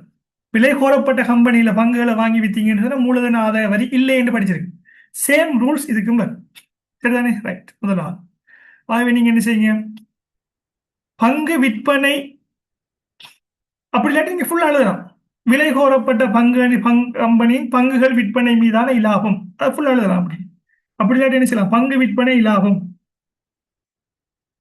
பங்கு விற்பனை இலாபம் சொல்ல மூலதன ஆதாயம் சொல்லுவோம். பங்கு விற்பனை இலாபம் வரிக்குட்படுமா? வரிக்குட்படாது. ஏன்? விலக்கு பெறும். ஏன் விலக்கு பெறும்? ஏன் பிள்ளைகள் அது விலக்கு பெறுது? காரணம் என்ன? அது விலை கோரப்பட்ட கம்பெனி. இப்ப தனியார் கம்பெனின்னா அது வரிக்குட்படும். தனியார் கம்பெனியோட பங்குகளை வாங்கி வித்திருந்தாருங்க. தனியார் கம்பெனியோட பங்குகளை வாங்கல சார், விற்கல சார். ஏன்? ஒரே குடும்பத்துல உறுப்பினர்களுக்கு கைமாற்றலாம், வாங்கி விற்கலாம் தானே. நண்பர்கள் குடும்ப உறுப்பினர்களுக்கு இடையே விலை தனியார் கம்பெனியோட பங்குகளை விற்கலாம் தானே. அதுல சட்டம் இல்லை. 50 பேருக்குள்ள மாத்தலாம் தானே. சேல்ஸ் இருக்கு தானே. பகிரங்கமா தான் விற்கல பங்கு சந்தையில. மற்றபடி இன்டர்னலா அவங்க சேல்ஸ் பண்ணலாம். பங்கு விற்பனை லாபம் எவ்வளவு அமௌண்ட்? 1,87,600. 1,87,600 என்னன்னு சொன்னா விலக்களிக்கப்பட்டது. விலக்கு பெறும் அல்லது விலக்கு பெறும் என்றினால் அது விலக்களிக்கப்பட்ட என்று எழுதலாமா அல்லது எக்ஸம்ட் என்று எழுதலாம். அது என்ன வசனமும் பிரச்சனை. Right, next.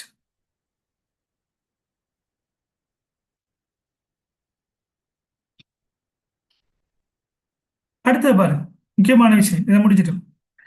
விலை கோரப்பட்ட பொது கம்பெனிகளிலிருந்து பெற்ற பங்கு லாப வருமானம் நிகர ஏஐடி டபிள்யூஹெச்டி ஆனது பங்கு லாப வருமானத்தில் கழிக்கப்பட்டது. ரைட், இது முக்கியமான விஷயம்.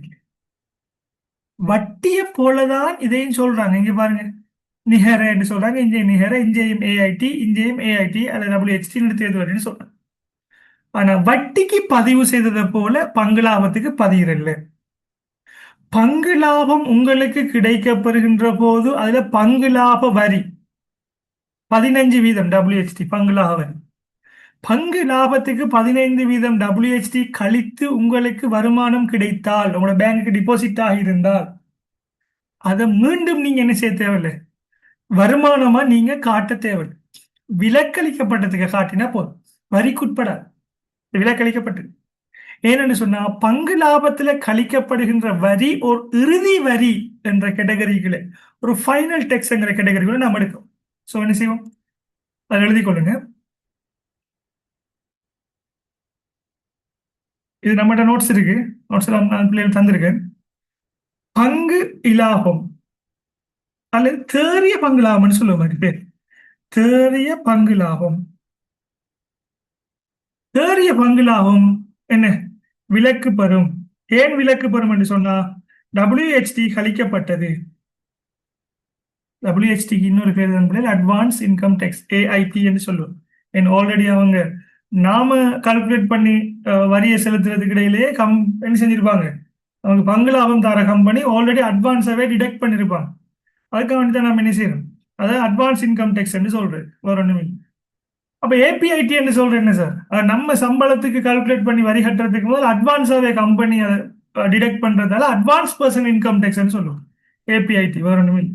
அப்ப இது அமௌண்ட் எவ்வளவு, 65,400, 65,400 விலக்கு பெறும். ரைட், அவ்வளவுதான். இதுல விலக்களிக்கப்பட்ட வருமானங்கள் கூட வருது. Right, next.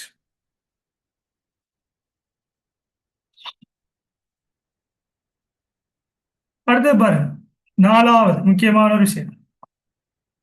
அவரது சொந்த வீடு வெலிகமையில் அமைந்துள்ளது. சொந்த வீடு வெலிகமையில் இருக்கு. அது 1,00,000 மாதாந்த வாடகையில் ஒரு குடும்பத்திற்கு வாடகைக்கு விடப்பட்டுள்ளது. ஒரு குடும்பத்துக்கு என்ன செஞ்சிருக்காங்க, வாடகைக்கு விட்டுருக்காங்க. இதால என்ன வரும், உங்களுக்கு என்ன வருமானம் கிடைக்கும், வாடகை வருமானம் கிடைக்கும்.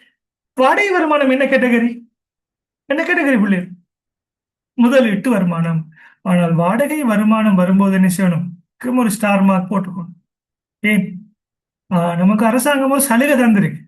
மொத்த வாடகையில் 25% நீங்க என்ன செய்ய தேவையில்லை, நீங்க வரி கட்ட தேவையில்லை. அப்படி இல்லாட்டி என்ன செய்யலாம், நீங்க 25% போட்டு வச்சீங்கன்னு சொன்னா உங்களுக்கு விலங்கு 25% போட்டாலே உங்களுக்கு விலங்கு. என்ன, மொத்த வாடகையில் 25% நீங்க என்ன செய்ய தேவையில்லை, வரி கட்ட தேவையில்லை. அது எப்ப கணக்கு முடிக்கும் போது, மாதம் எவ்வளவு, 1,00,000. ரைட், ஆக உடனடியாக நம்ம என்ன செய்யும், முதலீட்டு வருமானத்துக்கு நம்ம என்ன செய்யறோம், வாடகை வருமானத்தையும் பதிவு. வாடகை வருமானம், வாடகை வருமானம் பதிகிறது என்ன சொல்லல, மொத்த வாடகையை தான் பதிவணுமா, மொத்த வாடகை வருமானம். இந்த மொத்த வாடகை வருமானத்தின பிள்ளைகள் ஒரு சில விடயங்களை கழிக்கலாம். என்னத்தை கழிக்கலாம், கம்பெனி கணக்கு செய்யும் போது நான் சொல்லியிருக்கேன், அந்த வாடகைக்கு மொத்த வாடகை வருமானத்தை நீங்க சில விஷயத்தை கழிக்கலாம். என்னத்தை கழிக்கலாம், அந்த வாடகைக்கு எக்ரிமெண்ட் போட்டதுக்கான சட்ட செலவு, சட்ட செலவுகளை கழிக்கலாம். அடுத்தது அந்த வாடகைக்கான சோலை வரி நீங்க செலுத்திருக்கிறீங்க, நீங்க சோலை வரி செலுத்திருக்கிறீங்க. அப்ப இந்த விடயங்களை நீங்க என்ன செய்யலாம், பிள்ளைகள் மொத்த வாடகையிலிருந்து கழிக்கலாம். இந்த கணக்குல என்ன, அப்படி எதுவுமே என்ன செய்யறதுக்கு இல்லை, உங்களுக்கு கழிக்கிறதுக்கு வரல. ஸோ நீங்க என்ன செய்யலாம், இது நான் உங்களுக்கு ஃபர்தர் நாலேஜ் உங்களுக்கு எக்ஸாமுக்கு வரக்கூடியதுக்காண்டி சொல்றேன். வாடகையோடு சம்பந்தப்பட்ட சட்ட செலவுகள் இருந்த அக்ரிமெண்ட் எழுதுற செலவுகள் கழிக்கலாம். சோலை வரி எதுவும் நீங்க, அதாவது என்ன, உரிமையாளரால் உரிமையாளரால் உரிமையாளரான யார், ஹவுஸ் ஓனரால் ஏதாவது செலுத்தி இருந்தா சோலை வரி, அதையும் நீங்க என்ன செய்யலாம், கழிக்க முடியும். சரிதானே, ரைட். இதுல அப்படிலாம் ஒன்றும் இல்லை. ஆகவே என்ன 100,000 இன்டு 12 months, 1,00,000 ரூபாய் 12 மாதங்களுக்கு எவ்வளவு வரி வரும் பிள்ளை? உங்களுக்கு எவ்வளவு மொத்த வாடகை வரும் 12 மந்த்ஸுக்கு? 1.2 மில்லியன். மொத்த வாடகை வருமா? இது எல்லாரும் கிளியர் தானே? அண்டர்ஸ்டாண்ட். Very good. இதுல ஒரு ஆள் ஏஐடி சம்பந்தமாக கேட்டிருக்கிறீங்க, ரைட்? ஏஐடி கழிச்சா எக்ஸம்ட் இல்லை. அது எந்த கணக்கு? எக்ஸம்டன் இருக்காங்க, வாடகை வருமானம் எக்ஸம்டன் இல்ல. நீங்க பிள்ளையா விளங்கிருக்கிறீங்க. என்ன மீனிங் என்று சொன்னா, நீங்க ஒரு பிசினஸுக்கு வாடகைக்கு விட்டிருந்தால், நல்லா கவனிச்சு கொள்ளுங்க பிள்ளை, வாடகை வருமானத்தை அடுத்த பிரச்சனை இது. நல்லா கவனிங்க, இந்த கணக்குல சொல்லியிருக்கிறது யாருக்கு வாடகைக்கு விடப்பட்டிருக்கு. நிறைய பேர் அந்த டெக்ஸ்ட்ல கிளியர் இல்லாம படிப்பீங்க. நான் டெக்ஸ்ட் டிபார்ட்மெண்ட் நாங்கள் ஆடிட் பண்றதால, இன்கம் டேக்ஸ் கன்சல்டன்சி இருக்கிறதால நான் சொல்றேன், நிறைய ப்ராக்டிக்கல் ப்ராப்ளம் வருது ஆக்களுக்கு. ஒரு வீட்டை நீங்க வாடகைக்கு விட்டுருக்கிறீங்க யாருக்கு? ஒரு குடும்பத்திற்கு வாடகைக்கு விட்டுருக்கிறீங்க. இது ஏஐடிங்கிறதுக்கு வருமா? ஏஐடிங்கிறதுக்கு வராது. யாருக்கு வரும்? நீங்க ஒரு வணிகத்துக்கு வாடகைக்கு விட்டிருந்தால், ஒரு பிசினஸ் செய்யறதே கொடுத்திருக்கிறீங்க அந்த வீடு, அந்த ஆபீஸ் ஒரு பிசினஸ் பர்பஸுக்கு வணிகம் செய்கிற அளவு கொடுத்திருக்கிறீங்க. அந்த சந்தர்ப்பத்துல தான் 1,00,000 ரூபாய் அல்லது அதற்கு மேலதிகமாக அவர் உங்களுக்கு வருமானம் தாராருன்னு சொன்னா, அதுல 10% என்ன செய்வாரு? அவர் கழிச்சு WHTயா டிரெக்டா டெக்ஸ் டிபார்ட்மெண்ட்டுக்கு அனுப்பி போட்டு உங்களுக்கு 90,000 ரூபாய் காசு தானே கையில் தருவார். அந்த சந்தர்ப்பத்தில் நீங்க என்ன செய்யலாம்? அந்த சந்தர்ப்பத்திலையும் தனி நபருக்கு கணக்கு செய்யும் போது நீங்க என்ன செய்யணும்? 1,00,000 தான் நீங்க வருமானமா காட்டும். கம்பெனியில சட்டம் வித்தியாசம். என்ன கம்பெனியில? WHT அல்லது ஏஐடி கழித்திருந்தால் மாத்திரம்தான் அது அனுமதிக்கக்கூடிய செலவு. அதில் வேர்ட் வித்தியாசம், டேர்ம் வேர்ட் வித்தியாசம். அதை கம்பெனி கணக்கு செய்யும் போது பார்ப்போம். இது என்ன? இது வேறையா? இது தனி நபர். இதுல இந்த ரெண்டையும் குழப்பிக்க வேணும். நான் தெளிவாக விளங்கப்படுத்திருக்கிறேன். ரைட். இது கிளியரா பிள்ளைகள்? அப்ப ஸ்டார் மார்க் போட்டுக்கணும். ஏன் ஸ்டார் மார்க்? 25% என்ன? மொத்த வாடகையில் 25% நீங்க சலுகையாக பெறலாம். ரைட். நெக்ஸ்ட். ஆண்டின் காலப்பகுதியில் சுனில் வெள்ளத்தால் பாதிக்கப்பட்டவர்களுக்கு 1,00,000 ரூபாய் பெறுமதியான மருந்துகளை நன்கொடையாக வழங்கினார். இது வருமானமா செலவா? செலவோட சம்பந்தப்பட்டது. அதே கணக்கு முடிஞ்சு. வருமானம் எல்லாம் கம்ப்ளீட் ஆயிட்டு செலவோட சம்பந்தப்பட்டது. முதியோர் இல்லத்துக்கு 2,00,000 ரூபாய் நன்கொடை வழங்கியிருந்தார், காசா கொடுத்திருக்காரு. அடுத்தது காலாண்டு தவணை கட்டணமாக 300,000 செலுத்திருக்காரு. அப்ப கணக்கு முடிச்சு. ஆகவே நீங்க என்ன செய்யலாம் பிள்ளை? கணக்கை கம்ப்ளீட் பண்ணுங்க. குயிக்கா கம்ப்ளீட் பண்ணுங்க பாப்போம். கணக்கு கம்ப்ளீட் பண்ற ஈஸி. ரைட். எல்லாம் பதிவு செய்யப்பட்டிருக்கான்னு செக் பண்ணிக்கொள்ளுங்க. முதலாவது எல்லாம் பதிவு செய்யப்பட்டிருக்கான். எல்லாரும் உங்களோட கொஸ்டினை பார்த்துக்கொள்ளுங்க. 4,800, 480, 600, 39, 57, 240, 1,200. ரைட். எல்லாத்தையும் கூட்டுங்க. எக்ஸல் எனக்கு ஈஸியா கூட்டலாம். ஈக்குவல் சம் எந்த ரேஞ்ச் சொல்லி நான் செலக்ட் பண்ணேன்னு சொன்னா எனக்கு எவ்வளவு அமௌண்ட் வந்து 7,416,000. 7,416,000 என்ன வருமானம்? இதுக்கு சொல்ற பேரு வரி மதிப்பீட்டு வருமானம். பீஜா முடிப்போமா? கொஞ்சம் விளக்கம் கூடுதலா தந்ததால டைம், இல்லாட்டி நான் 30 மினிட்ஸ்ல முடிக்கிற கணக்கு. வரி மதிப்பீட்டு வருமானம்.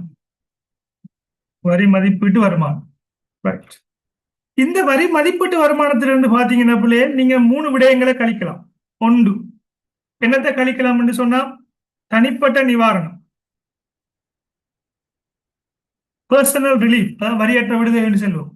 1.2 மில்லியனை கழிக்கலாம். இது இந்த விலக்களிக்கப்பட்ட குளம் ஒரு கற்பனை குளம், நம்மளோட பர்பஸுக்கு போட்டது. இங்காலையும் இருந்தா நீங்க என்ன செய்யலாம்? இதை நீங்க யூஸ் பண்ணிக்கொள்ளலாம். சாதாரணமாக அதுல கழிக்கிற கூட்டுற வேலைகளுக்கு, வருமான கூட்டுக்கு பயன்படுத்துவீங்க, அதே போல பயன்படுத்தலாம். அப்படி இல்லாட்டி டிரெக்டா நீங்க இங்கே போட்டு செய்யலாம். தனிப்பட்ட நிவாரணம் 1,200,000. இது பிக்ஸ்டா கணக்குல தர மாட்டேன். ரெண்டாவது என்ன நிவாரணம்? வாடகை நிவாரணம். வாடகை நிவாரணம். வாடகை நிவாரணம் என்ன? நீங்க வாடகை வருமானம் உங்களுக்கு கிடைத்திருந்தால் மொத்த வாடகை இருக்கு தானே பிள்ளை, மொத்த வாடகையில் 25% நீங்க என்ன செய்ய முடியும் என்று சொன்னா அரசாங்கத்திலிருந்து சலுகையாக கேட்கலாம். இதை நீங்க சலுகையா கேட்கிறேன்னு சொன்னா ஆஹ், இதை நீங்க சலுகையாக கேட்பதாக இருந்தால் சில ஒரு கண்டிஷன் இருக்கு. மேல நீங்க எந்த விதமான திருத்த செலவுகளையும் கழிச்சிருக்க கூடாது. அதுல இது நமக்கு வரல, அது அட்வான்ஸ், நமக்கு தேவையில்லை. மொத்த வாடகைகள் 25% எவ்வளவு வரும் பிள்ளை? பெருக்கி பாருங்க கால்குலேட்டர்ல. 1200 தர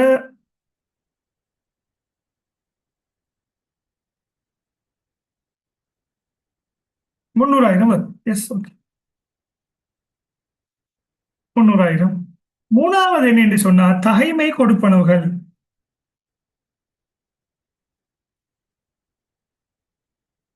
மூணாவது தகைமை கொடுப்பனவுகள். ரைட், முக்கியமான விஷயம். தகைமை கொடுப்பனவுகளை பாத்தீங்கன்னு சொன்னா என்ன மீனிங்னா, தகைமை கொடுப்பனவு என்றாலே நீங்க ஞாபகம் வச்சுக்கொள்ளணும், ஏதாவது நன்கொடைகள் வந்திருந்தால் ஒன்று. ரெண்டாவது சோலார் பேனல், சூரிய படல் சம்பந்தப்பட்ட ஒரு விடயம். சோலார் பேனல் சம்பந்தமாக இப்ப அண்மையில பழைய செம்மையாக்கள் தான், பட் நம்ம சோலார் பேனல் சம்பந்தமாக தெரிஞ்சிருக்கணும். சோலார் பேனல் இன்ஸ்டால் பண்றதை ஊக்குவிக்கிறதுக்காக அரசாங்கம் என்ன செஞ்சிருக்கு, சில சலுகைகளை சோலார் பேனல் இன்ஸ்டால் பண்றாங்களுக்கு வழங்கியிருக்கு. இந்த கணக்கில் வரல, நான் தகைமை கொடுப்பன கணக்கை முடிச்சதுக்கு பிறகு சொல்லிதான். தகைமை கொடுப்பனவன் அவங்களுக்கு ஞாபகம் ஆகிறது நன்கொடையும் சோலார் பேனலும் தான், வேற ஒண்ணுமே இல்லை. நன்கொடை கொஸ்டின்ல பாருங்க பிள்ளையர், நன்கொடை இருக்கா? ஆண்டின் காணப்பதில் சுனில் வெள்ளத்தால் பாதிக்கப்பட்டவர்களுக்கு 1,00,000 ரூபாய் மருந்துகளை நன்கொடையாக வழங்கியுள்ளார். ரைட், நன்கொடையில ரெண்டு விஷயம் நான் உங்களுக்கு நோட்ஸ்ல தந்திருக்கேனா? ரைட், இந்த எஸ், கம்பெனிக்கும் பங்குடைமைக்கும் ஒரு நன்கொடை அட்டவணை. சோழ பெண்ணிலும் உங்களுக்கு எக்ஸாம்பிள் சொல்லி தந்திருக்கேன் பிள்ளைகள், எக்ஸாம்பிள் நோட் பண்ணிக்கொள்ளணும். தனி நபராக இருந்தால் அரசாங்கத்துக்கு பிள்ளைகள் பணமாக கொடுத்தாலும் எந்த பிரச்சனையும் இல்லை, பொருளாக கொடுத்தாலும் எந்த பிரச்சனையும் இல்லை. எவ்வளவு அமௌண்ட் நீங்க கொடுக்குறீங்களோ அந்த அமௌண்ட் என்ன செய்யலாம், கழிக்கலாம். அதே நேரம் அங்கீகரிக்கப்பட்ட அறக்கட்டளை நிறுவனமாக இருந்தால், தொண்டு நிறுவனம் அல்லது அறக்கட்டளை நிறுவனம் சொல்லும், அப்ரூவ்ட் சேரிட்டபிள் இன்ஸ்டிடியூஷன், அங்கீகரிக்கப்பட்ட அறக்கட்டளை, வேர்ட் அப்படியும் வரும், அறக்கட்டளை. அங்கீகரிக்கப்பட்ட அறக்கட்டளை நிறுவனமாக இருந்தால் நீங்க என்ன செய்யலாம்டா, அந்த நிறுவனத்துக்கு நீங்க என்ன செய்யலாம், பணமாக வழங்கினால் மாத்திரம் கழிக்கலாம். மேக்சிமம் எவ்வளவு கழிக்கலாம், 75,000 தான் மேக்சிமம், ஆக கூடுதலாக கழிக்கலாம். அதுக்கான ஸ்டெப் 1 ஸ்டெப் 2 இருக்கு, பட் நீங்க கழிக்க போற அமௌண்ட் 75,000 தான். அப்படி பாருங்க. ரைட், ஆகவே இப்ப நம்மளோட கணக்குக்கு வருவோம். கணக்குல பாருங்க பிள்ளை, கணக்குல என்ன சொல்லப்பட்டிருக்கு, வெள்ளத்தால் பாதிக்கப்பட்டார்கள் அரசாங்கத்தில் உள்ளார்களா? அரசாங்கமா? அரசு நிறுவனமா? இல்ல. அங்கீகரிக்கப்பட்ட அறக்கட்டளையா? இல்ல. யாருன்னு தெரியாது. வெள்ளத்தால பாதிக்கப்பட்டார்கள், மோசடியும் செய்யலாம். வெள்ளத்தால பாதிக்கப்பட்டார்கள், நான் 10,00,000 ரூபாய் கொடுத்தேன்னு என்ன செய்யலாம், ஒரு நபர் அரசாங்கத்திலிருந்து தப்பலாம். இந்த மோசடியை குறைக்கிறதுக்காக தான் அரசாங்கம் அந்த ரூல்ஸை கொண்டு வந்துருக்கு. அங்கீகரிக்கப்பட்ட அறக்கட்டளை அரசாங்கம், ரெண்டு பேருக்கு கொடுத்தா மட்டும்தான் எவிடன்ஸ் சப்மிட் பண்ணோம். நாங்கள் எவ்வளவு கொடுத்துருக்கோம், இந்த நிறுவனத்துக்கு தான் கொடுத்தேன், இந்த நபருக்கு தான் கொடுத்தேன், இந்த இன்ஸ்டிடியூஷனுக்கு தான் கொடுத்து, எவ்வளவு கொடுத்தேன், அதில் பில் இந்த எல்லாம் சப்மிட் பண்ணால் மட்டும்தான் நம்ம கழிக்கலாம். நீங்க ப்ராக்டிகலா டெக்ஸேஷன் செய்யும் போது கட்டாயம் அந்த சப்போர்ட்டிங் டாக்குமெண்ட்ஸ் நீங்க என்ன செய்யணும், நீங்க அப்டேட் பண்ணணும். இல்லாட்டி உங்களுக்கு அது குவாலிஃபைங் பேமெண்டா கருத்து கொள்ளப்படாது. நீங்க ஹாஸ்பிட்டலுக்கு டொனேஷன் பண்றீங்களா, கட்டாயம் நினைச்சுக்கொள்ளுங்க, டிரெக்டர் இருந்தால் கடிதம் எடுக்கணும். The following person had donated this much amount என்ன ஒரு தரோம், என்ன போல் டீடைல்ஸ் எல்லாம் அனெக்ஸ் பண்ணி ஃப்ரேங்க் பண்ணி தரோம். தந்தா மட்டும்தான் என்ன அக்செப்ட் பண்ணப்படும். அது இல்லைன்ற ஒரு டிபார்ட்மெண்ட் வெரிஃபை பண்ணப்படும், ஒரு டொனேஷன் தந்தே இல்லையாங்கிறது. Right, okay. இதுல பாருங்க, பொதுமக்கள் யார், அரசாங்கமா? இல்ல. அப்ப வெள்ளத்தால் பாதிக்கப்பட்டார்களுக்கு நன்கொடை விளைக்கொள்ளுங்க, உள்ள தகைமை கொடுப்பனவாக கோர முடியுமா?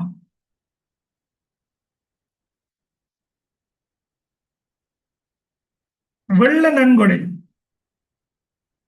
என்ன செய்யலாது பிள்ளை, அரசாங்கம் உங்களுக்கு தர சலுகை ஒன்று, கோர முடியாது. இந்த சலுகை நீங்க என்ன செய்யலாது, கோர முடியாது. இந்த அமௌண்ட்டுமே கோர தேவை.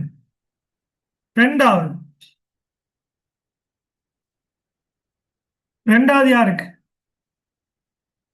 தர்மஸ்தாபனம், அங்கீகரிக்கப்பட்ட வசனம் வரணும், அப்ரூவ்ட் அங்கீகரிக்கப்பட்ட தர்மஸ்தாபனது, முதியோர் இல்லம் என்று சொல்லல, அங்கீகரிக்கப்பட்ட என்ற வேர்டுக்கு தான் நமக்கு பாயிண்ட்ஸ், அதாவது நமக்கு அந்த சலுகை இருக்கு. அப்ரூவ் பண்ணப்பட்டிருக்கணும். யார் அப்ரூவ் பண்ணணும்? இல்லன் ரெவன்யூ டிபார்ட்மெண்ட் வெப்சைட்ல லிஸ்ட் இருக்கு. நான் உங்களுக்கு படிப்பிக்கும் போது காட்டியிருக்கேன், லிஸ்ட் இருக்கு. அந்த லிஸ்ட் படிக்க பார்க்கணும். அப்ப முதியோர் இல்லத்துக்கு பாருங்க, இதுவும் காசாக கொடுத்தா மட்டும்தான் கழிக்கணும். இதுல எதுவுமே சொல்லாட்டி பிள்ளைகள் அது காசுதான். பொருள்னா பொருள்னு சொல்லுவா.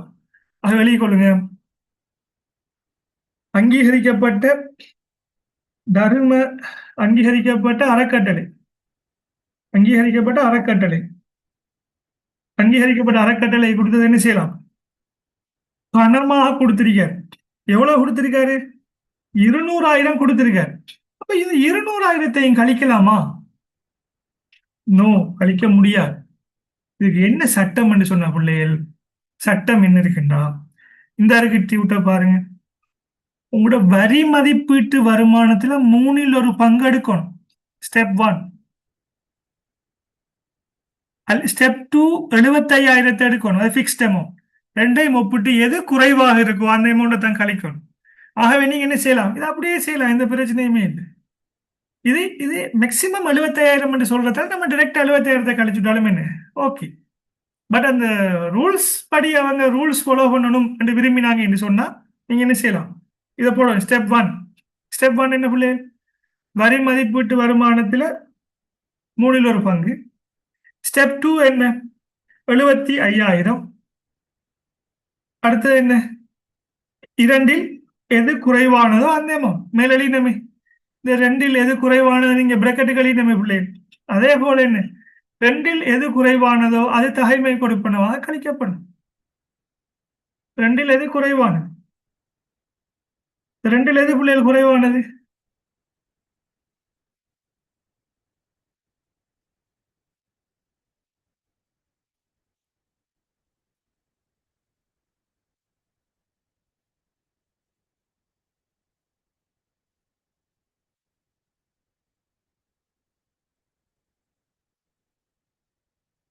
இச்சவை லோன்னு சொல்லுவோம் இங்கிலீஷ்ல. ரெண்டில் குறைவானது, குறைவானது தகைமை கொடுப்பனவாக கோர முடியும். இல்லாட்டியும் பிரச்சனை இல்லை. ரெண்டில் குறைவானது என்று மட்டும் போட்டாலும் போதும். அப்படி டீப் எழுதுறாங்க, ரெண்டு குறைவான தகைமை கொடுப்பனவாக கோர முடியும் என்று போடலாம். ஷோர்ட் எழுதுனா மேக்சிமம் ஆக கூடுதலாக 75,000 கழிக்க முடியும். இதுல பாத்தீங்கன்னா வரி மதிப்பீட்டு வருமானம் என்ன பிள்ளை இருந்தா இருக்கு, மில்லியன் கணக்கில் இருக்கு. 7,416,000. அதுல 7,416,000 1/3 யோசிச்சு பாருங்க, யோசிச்சு பாருங்க. பெரிய அமௌண்ட் வரும். ஆக குறைஞ்சது என்ன? 75,000. அப்ப ஆக குறைஞ்சது என்ன? 75,000 தான் நீங்க என்ன செய்யலாம். ரெண்டில் எது குறைவானதோ 75,000 தான் நீங்க என்ன செய்யலாம், நீங்க இதை கூற முடியும். சரி, இதுல அமௌண்ட்டை போட்டு காட்ட இல்லையா? நீங்க விரும்பினா போட்டு காட்டுங்க, எந்த பிரச்சனையும் இல்லை. 7,416,000 டைம் போகும், அதுக்காண்டி தான். 7,416,000 1/3. 1/3 33 3/1 வரும். அது பெருக்கி பார்த்தீங்கன்னா என்ன வரும் பிள்ளை? 7,416,000 பிரித்தல் 3, 2,472,000 வரும். அதுல 75,000 எது குறைய பிள்ளை? இதுல 75,000 குறையா, இது குறையா? எது குறை? ரெண்டில் எது குறைவானது? அது தனிமை கொடுக்கணும். 75,000 தனிமை கொடுக்கணும் கோரலாம். ஆகவே என்ன கணக்கு முடியுது, கணக்கு முடியுது பாருங்க.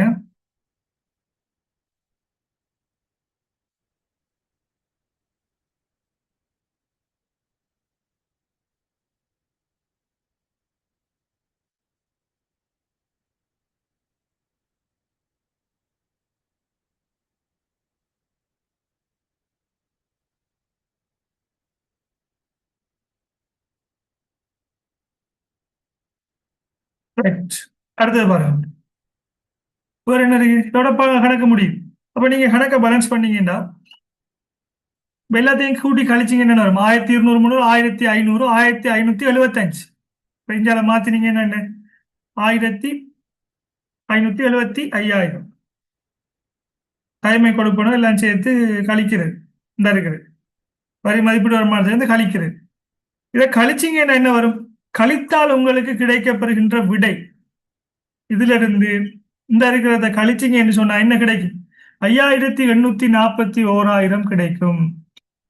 5,000 846 கிடைக்கும். இந்த அமௌண்ட்டுக்கு பேர் என்ன பிள்ளை? வரி விதி வருமானம். வரி விதி வருமானம். இந்த வருமானத்துக்கு தான் டெக்ஸபிள் இன்கம் சொல்லுவோம். இதுக்கு தான் நீங்க என்ன செய்ய போறீங்க? டெக்ஸ் பார்க்க போறீங்க. வரி விதி வருமானம்.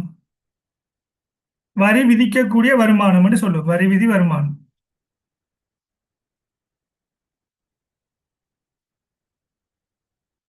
வரி விதி வருமானம் முடிச்சு. இந்த வரி விதி வருமானத்துக்கு தான் என்ன செய்யணும் பிள்ளை? நாம இனி கண்டுபிடிக்கணும். இதோட கணக்கு முடியுது பிள்ளை. இதோட கணக்கு முடிஞ்சு இந்த இருக்குது. கணக்கு முடிஞ்சு அம்புக்குறி போட்டு காட்டாங்க, அம்புக்குறி போட்டு காட்டணும். வரி விதி வருமானம் முடிஞ்சு. இப்ப நாம பாக்குறது இந்த வரி விதி வருமானத்துக்கு தான் நாம என்ன செய்ய போறோம்? செலுத்த வேண்டிய மொத்த வரி. செலுத்த வேண்டிய மொத்த வரி கண்டுபிடிக்க போறோம். ஒரு லைன் விட்டு அல்லது 2 லைன் விட்டு நீங்க எழுத வேண்டியது செலுத்த வேண்டிய மொத்த வரி. இந்த செலுத்த வேண்டிய மொத்த வரியிலிருந்து என்ன செய்யலாம்? நீங்க சில விடயங்களை கழிக்கலாம். என்ன விடயங்கள்? நம்பர் போட்டு எழுதுறேன்னு பார்த்துக்கொள்ளுங்க. ஏபிஐடி, முற்பண தனிநபர் வருமான வரி. ஏபிஐடி எங்க இருக்கு? நம்முடைய கேள்வியில நம்ம ஸ்டார் மார்க் போட்டு வச்சிருக்கோம். ரெண்டாவது ஏஐடி, வட்டி வருமானம் மீதான ஏஐடி. என்ன? வங்கியிடம் இருந்தான. நிறைய பேர் குழம்புறதுக்காண்டி அப்படியே படிப்பிச்சிருக்கேன் நான் உங்களுக்கு. வங்கியிடம் இருந்தான வட்டி மீதான மீதான WHT அல்லது இதுக்கு இன்னொரு சொல் ஏஐடி என்று சொல்லுவோமா? WHT அல்லது ஏஐடி. தமிழ் எழுதுறாங்க, தமிழ் எழுதி கொடுங்க. உட்பண வருமான வரி அல்லது நிறுத்தி வைத்தல் வரி என்று சொல்லுவோம். இதை கழிக்கும். மூணாவது கழிக்கிற ஒரு விஷயம் இருக்கு. என்ன விஷயம்? தவணை கட்டணம். அதுக்கு சுயவரி மதிப்பீட்டுல கட்டினு சொல்லுவோம். நாமளே செல்ஃபா என்ன செய்யறது? ஒவ்வொரு 3 மாதத்துக்கு ஒரு என்ன செய்யறது? தவணை கட்டணம் மதிப்பீடு செஞ்சு கட்டுறது. SET என்று சொல்லுவோம். செல்ஃப் எஸ்டிமேட்டட் டெக்ஸ் என்று. நீங்க டெக்ஸ் செய்யும் போது அதை பார்க்கலாம். நான் காட்டணும், ஒரு ரிட்டர்னை காட்டணும் உங்களுக்கு. தவணை கட்டணம். தவணை கட்டணத்தை கழிக்கலாம். இப்ப பாருங்க, நம்ம கேள்வியில ஏபிஐடி இருக்கா இல்லையா? பி எல்லாம் பாத்தீங்கன்னா சரி பிள்ளை. பி என்ன? 1248 840. அப்ப என்ன செய்யறது? அப்படி எழுதுறேன். 1248 840 ஒன்று. ரெண்டாவது வங்கியில் நிலையான வைப்பு. எங்க கால்குலேட் பண்ணிருக்கமா இல்லையா? எஸ். வங்கி. வங்கியில் WHT இந்த இருக்கு 12,000. ஏன் மேல நம்ம கூட்டி காட்டிருக்கோம். அந்த 12,000 தான் இது. தவணை கட்டணம் எங்க இருக்கு? தவணை கட்டணம் கணக்குல கடைசியா இருக்கு. எங்க? காலாண்டு தவணை நல்ல விளைவுகளும். ஒரு காலாண்டுக்கு 300, 4 காலாண்டுக்கு முன்னே பெருக்கி போட்டு போடுறல. அவர் தந்திருக்கிறது எவ்வளவோ அந்த அமௌண்ட்டை மட்டும் போட்டீங்கன்னா போதும். எவ்வளவு? 300,000. 300,000 இந்த ஆண்டுக்குள்ள செலுத்தின தவணை கட்டணம். ரைட். இது வரி. செலுத்த வேண்டிய மொத்த வரி எப்படி கண்டுபிடிக்கிற சார்? இதுக்கு பிறகு இதை செய்யலாமா? அவங்களோட விருப்பம். இதுக்கு பிறகும் இதை செய்யலாம், அல்லது இதை செஞ்சதுக்கு பிறகும் இதை செய்யலாம். அவங்களோட விருப்பம். செலுத்த வேண்டிய மொத்த இதுக்கு மார்க்ஸ் இருக்கு. இந்த விட பிழைச்சாலும் நல்ல விளைய கொள்ளுங்க. நீங்க ஆரம்பத்துல கிளாஸ்ல ஃபெஸ்ட்டுக்கு கேட்டிருந்தீங்க சார், அந்த இறுதி விட பிழைச்சா எல்லாம் பிழைக்குமா? எல்லாம் பிழைக்க. இறுதி விட பிழைச்சா அப்ப இது 1248 தானே, இதுல மாற்றம் செய்யலாமா? இல்லை. இது பிழைக்குமா? இல்லை. இது பிழைக்குமா? இல்லை. இந்த கூட்டலுக்கு மட்டும் உரிய மார்க்ஸ் ஒரு மார்க்ஸ் அப்படின்னு இல்ல. அப்போ செலுத்த வேண்டிய வரி எப்படி கண்டுபிடிக்கிறேன்னு சொன்னா, உங்களோட வரி விதி வருமானம் 5,841,000 என்ன செய்யறேன்? எடுக்கிறேன். மொத்த கொஸ்டினை செஞ்சது.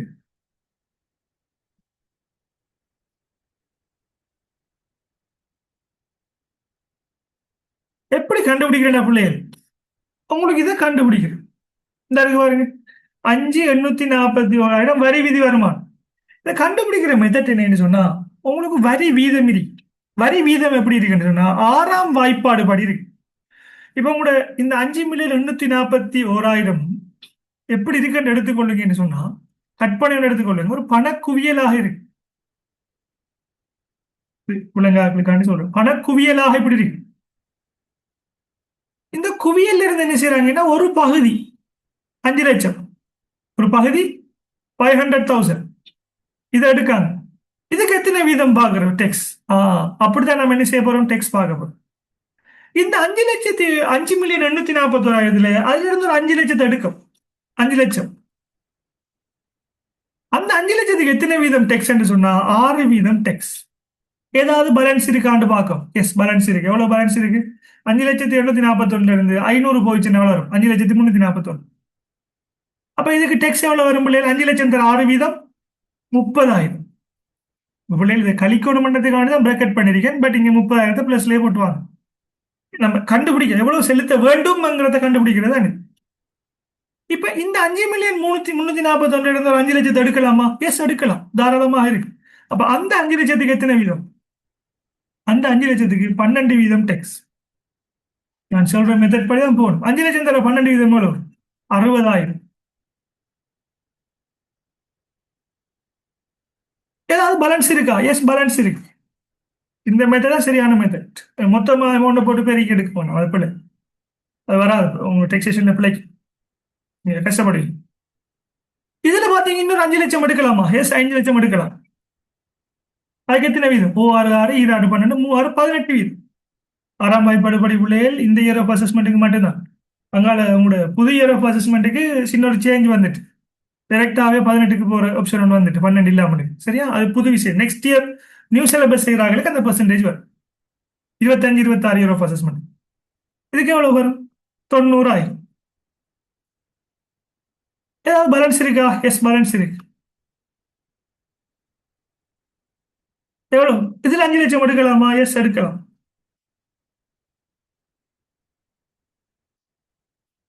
எத்தனை வீதம்? 24%. அப்ப எவ்வளவு பிள்ளை? 120,000. Right, very good. 120. Very good.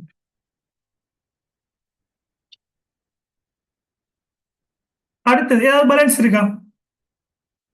S, balance இருக்கு. எவ்வளவு பிள்ளை இருக்கு? 5 லட்சம் எடுக்கலாமா? எஸ், 5 லட்சம் எடுக்கலாம். அப்படியே செஞ்சுட்டு வர இதோட ஸ்டாப் பண்ணும்.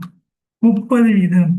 எந்த சந்தர்ப்பத்துல நமக்கு 30 வீதம் கிடைக்குதோ, 30 வீதம் வரைக்கும் வாரமோ, அதோட இந்த 5 லட்சம் கழிக்கிறதெல்லாம் ஸ்டாப் ஆயிடும். அதுக்கு பிறகு இருக்கிற பேலன்ஸ் எல்லாத்துக்கும் எத்தனை வீதம்? 36 வீதம். இதுல இருந்து 5 லட்சம்ங்கிறது ஸ்டாப் ஆயிடுது. 30 வீதம் வரைக்கும் தான் பிள்ளைகள் 5 லட்சம் 5 லட்சம் கழிச்சு வரும். 6 6 6 12 3 18 6 6 30. அதுக்கு பிறகு உள்ள எல்லாத்துக்கும் எத்தனை வீதம்? 36 வீதம். 36 வீதம் பாத்தீங்கன்னு சொன்னா எவ்வளவு வரும்? 1200 2760. அப்ப மொத்தத்தை கூட்டி பாத்தீங்கன்னு சொன்னா எக்ஸல் கூட்ட லேசி ஒன்னொன்னையும் கூட்டி பாத்தீங்கன்னு சொன்னா எல்லாத்தையும் கூட்டினீங்கன்னு சொன்னா எவ்வளவு வரும்? 1517,000. சாரி, இல்லைங்க, பெருக்கின அந்த 15,000 வந்துட்டு 150,000. இந்த 1652,760. இதுதான் செலுத்த வேண்டிய மொத்த வரி. 1652,760.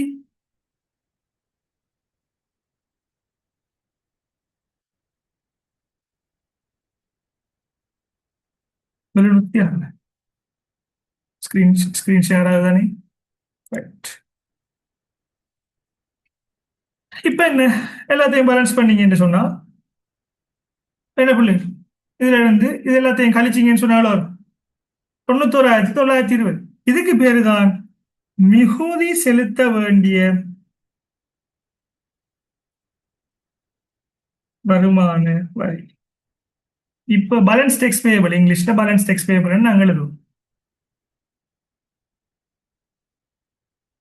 டெக்ஸ்ட் இங்கிலீஷ்ல செய்யறது ஈஸியா இருக்கு. பட் தமிழ்லையும் பலத்தானே வேணும். நம்ம கஸ்டமர்ஸ்ல நமக்கு கிளைண்ட் எல்லாம் வாங்குறது தமிழ்லானே வருவாங்க. அப்ப அவங்களுக்கு தமிழ்ல விளங்கப்படுத்த தெரிஞ்சிருக்கணும். நமக்கு உங்களோட ஏரியாவில் நீங்க டெக்ஸ்ட் செய்ய போறீங்கன்னா உங்களுக்கு தமிழ்ல தெரிஞ்சிருக்கணும். அப்ப அவங்களுக்கு விளங்கப்படுத்தலாம். இங்கிலீஷ் ஓகே, வேற அதர் சிட்டிஸ்ல ஓகே. உங்களோட ஏரியாவில் நீங்க கன்சல்டன்சி ஆரம்பிக்கணும்னு சொன்னா தமிழ்ல சில விஷயங்கள் தெரிஞ்சிருக்கணும் அவங்களுக்கு விளங்கப்படுத்துறதுக்கு. ரைட். இதான் பேலன்ஸ் டேக்ஸ் பேபிள். இதை எந்த டேட்டுக்கு இடையில பே பண்ணணும்? இந்த கேள்வி கேட்கல, பட் தெரிஞ்சிருக்கணும். என்ன, எந்த டேட்டுக்கு இடையில?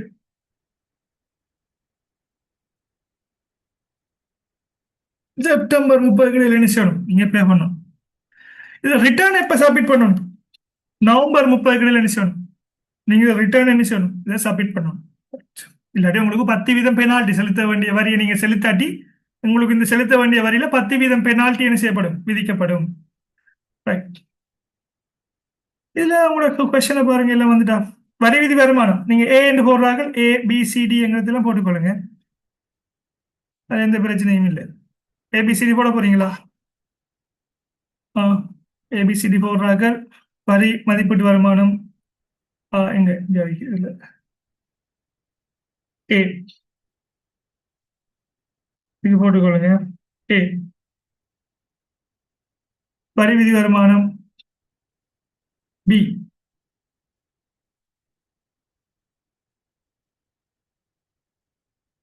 வேற என்ன கேட்டிருக்காங்க?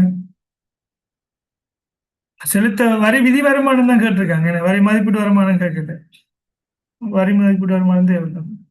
வரி விதி வருமானம் ஏ, செலுத்த வேண்டிய மொத்த வரி பி. கேட்டதுக்கு பிள்ளைகள் அமௌண்ட் மட்டும் போடக்கூடாது, ஃபார்மேட் இல்லாட்டி பிள்ளை. மிகுதி செலுத்த வேண்டிய மீதி வரி சி. செலுத்த வேண்டிய மிகுதி வரி இந்த இருக்கு சி. நாலாவது கேள்வி என்ன? விலக்களிக்கப்பட்ட வருமானங்கள் இருக்குன்னு சொன்னா பிள்ளைகள், நீங்க ஒன்று நீங்க என்ன செய்யலாம், இந்த இருக்கிற அமௌண்ட்டை பாருங்க, விலக்களிக்கப்பட்ட குளத்துல இருக்கிறது பாருங்க, கண்டுபிடிக்கலாம். இப்படிதான், இல்லாட்டி ஒன்று விலக்களுக்கு பெறும்ங்கிறத தேடி தேடி எடுக்கணும்.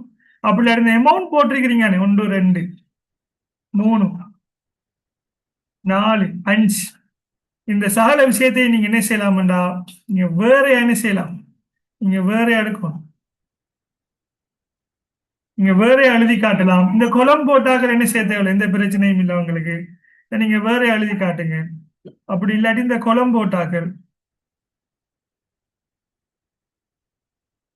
இந்த குளம் போட்டாக்களுக்கு எந்த பிரச்சனையுமே இல்லை. நீங்க கீழே நோட் பண்ணி எழுதணும், விலக்களிக்கப்பட்ட அந்த குளம்ல என்ன செய்யப்பட்டிருக்கு, விலக்களிக்கப்பட்டது நிரலில் காட்டப்பட்டுள்ளது என்று எழுதினீங்கன்னா போதும்.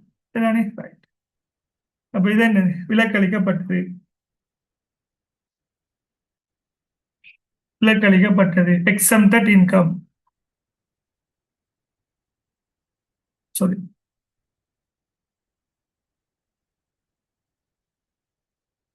விலக்களிக்கப்பட்டது. இதுக்குதான் என்ன வரும், உங்களுக்கு டி என்று போட்டிருக்காங்க. சரி, இதோட என்ன செய்யுது, ஒரு 25 மார்க்ஸ் உங்களுக்கு என்ன செய்யுது, ஃபுல்லா கிடைக்கும். எல்லாம் கிளியர் ஆகுது.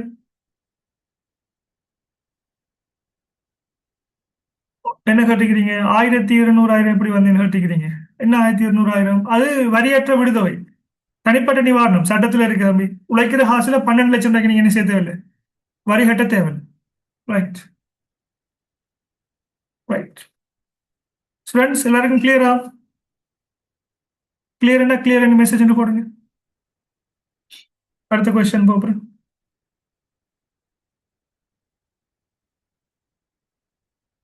இன்னொரு கணக்கு பார்க்க போறோம், வெட் கணக்கு பார்க்க போறோம். கிளியரா எல்லாருக்கும்?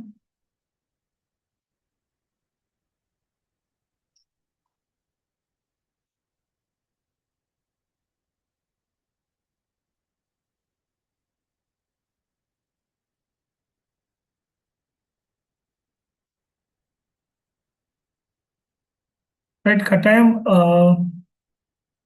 விலங்காக விலங்குன்னு சொல்லுங்க. நம்பர்ஸ் இருக்குன்னு தானே, நம்பர் அட்மின் நம்பருக்கே போடலாம். 071 315 50 95. என்னுடைய பெயர் 5G, my name is 5G. 5Gன்னு போடலாம். நான் ஃபேஸ்புக்கில் மசர் 5G அடிச்சீங்கன்னா வரும். மசர் 5G. Same Instagram, Facebook. Okay, இது அட்மின் நம்பர், டிஜிட்டல் டியூட்டர்ஸ் இருக்கு.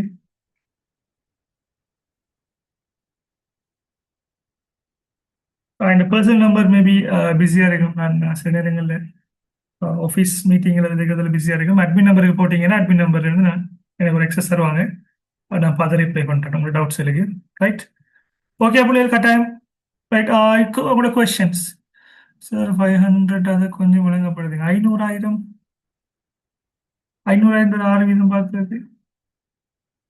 அடுத்ததுக்கு எப்படி மார்க்ஸ் போடுறேன், மார்க்ஸ் இஸ் எவ்வாறு மார்க்ஸ் வரும் இல்லை, பட் பழைய ஸ்ட்ரீம் படி எனக்கு தெரியும். இந்த கூட்டுறதுக்கெல்லாம் ஒரு மார்க்ஸ் தான் வரும். மற்ற ஒவ்வொரு அட்ஜஸ்ட்மெண்ட்டுக்கும் அல்லது நீங்கள் எழுதுற எக்ஸாம் டேக்கிற அந்த ஒவ்வொரு விடயங்களுக்கும் மார்க்ஸ் இருக்கு. பிள்ளைங்க நல்லா கவனிச்சு கொள்ளுங்க. நிறைய பேர் பிளவுற விஷயம், இந்த அமௌண்ட் உள்ளத்தை மட்டும் போட்டா பதிஞ்சா போகும் தானே, மற்ற தேவையில்லை. நீங்க பாருங்க, அமௌண்ட் உள்ளதை மட்டும்னா 1 2 3 4 5 6 வருமானம் தான் வந்துருக்கு அமௌண்ட் உள்ளது. மற்றெல்லாம் அமௌண்ட் இல்ல இந்தியாவில் இருக்கிறது. ஸோ என்ன, உங்களோட செய்கைகளுக்கு தான் மார்க்ஸ். இதான் ஒரு கம்ப்ளீட்டான ஒரு டெக்ஸேஷன், ஒரு ப்ராக்டிக்கலான ஒரு விஷயம். இது ஏன் என்று சொன்ன பிள்ளைகள், இது ஏன் நீங்க இப்படி செய்றீங்கன்னா, இது இப்படி இல்லை உண்மையா டெக்ஸேஷன். நான் உங்களுக்கு காட்டுறேன்னு பாருங்க.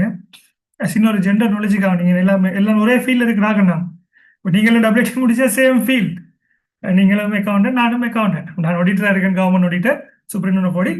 நீங்களும் சேம் ஃபீல்ட், நம்ம எல்லாரும் ஒரே ஃபீல்ட், ஒரே இண்டஸ்ட்ரியில் இருக்க போறாங்க. ஸோ எல்லாருக்கும் தெரிஞ்சிருக்கும். ஐஆர்டி என்று சொல்ல வெப்சைட் இருக்கு. ஐஆர்டி இல்லைன்ற ஒன்று டிபார்ட்மெண்ட். இவங்களோட சட்டத்தை தான் நான் படிச்சிருக்கேன். இண்டிவிஜுவல் இண்டிவிஜுவல், கோஆபரேட்னா கோஆபரேட், டெக்ஸ் ஏஜென்ட்னா டெக்ஸ் ஏஜென்ட். டபிள்யூஐடி முடிச்சு எம்டபிள்யூஐடி எடுத்தால் நீங்கள் டெக்ஸ் ஏஜென்ட்டுக்கு பதிவு செய்யலாமா? ரைட். சார்ட்டர்ட் சிபிஎஸ் சர்டிஃபிகேட் இருந்தாலும் ஓகே. ரைட். இதில் இந்த கிளைண்ட் நம்பர்ஸ் இருக்கு. நான் வெயிட் பண்ணுங்க, நான் உங்களுக்கு காட்டுறேன்.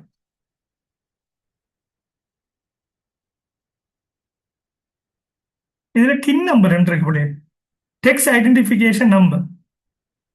ஒவ்வொரு ஆளுக்கும் ஒவ்வொரு நம்பர் இருக்கும். இதுல பின் நம்பர் ஒன்று வரும். இது பின் நம்பர். உங்களுக்கு டிபார்ட்மெண்ட்ல போனீங்கன்னு சொன்னா டிபார்ட்மெண்ட்ல உங்களுக்கு தருவாங்க அந்த பின் நம்பர். உங்களோட ஒவ்வொரு என்ஐசிக்கும் ஒரு பின் நம்பர் இருக்கு. அது உங்களுக்கு நேரடியாக நீங்க ரெஜிஸ்டர் பண்ணீங்கன்னா உங்களுக்கு வரும். பட் ஆல்ரெடி சில ஆளுக்கு ரெஜிஸ்டர் ஆயிருக்கும். ரைட். இது என் ஃப்ரெண்ட் ஒரு ஆள்ரே இந்த கிளைண்ட் தான்.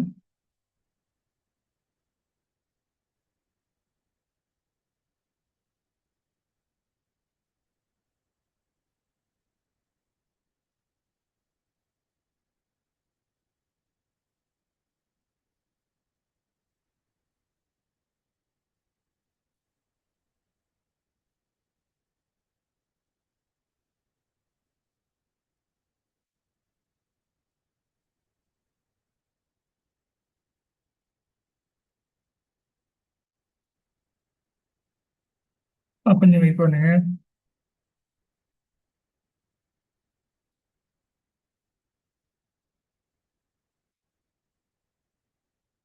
உங்களோட செக்யூரிட்டி சிஸ்டம் பர்பஸுக்காக வந்து ஒரு 3 மந்த்ஸுக்கு ஒருக்கா அவங்களோட பின் நம்பர் பாருங்க.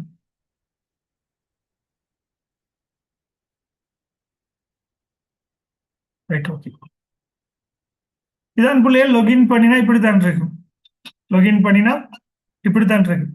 நல்லா அவதானிச்சு கொள்ளுங்க.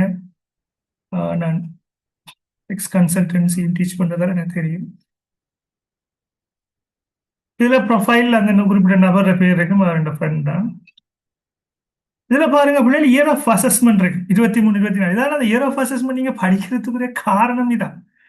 எஸ்சிடின்னா செல்ஃப் எஸ்டிமேட், சுயவரி மதிப்பீடு.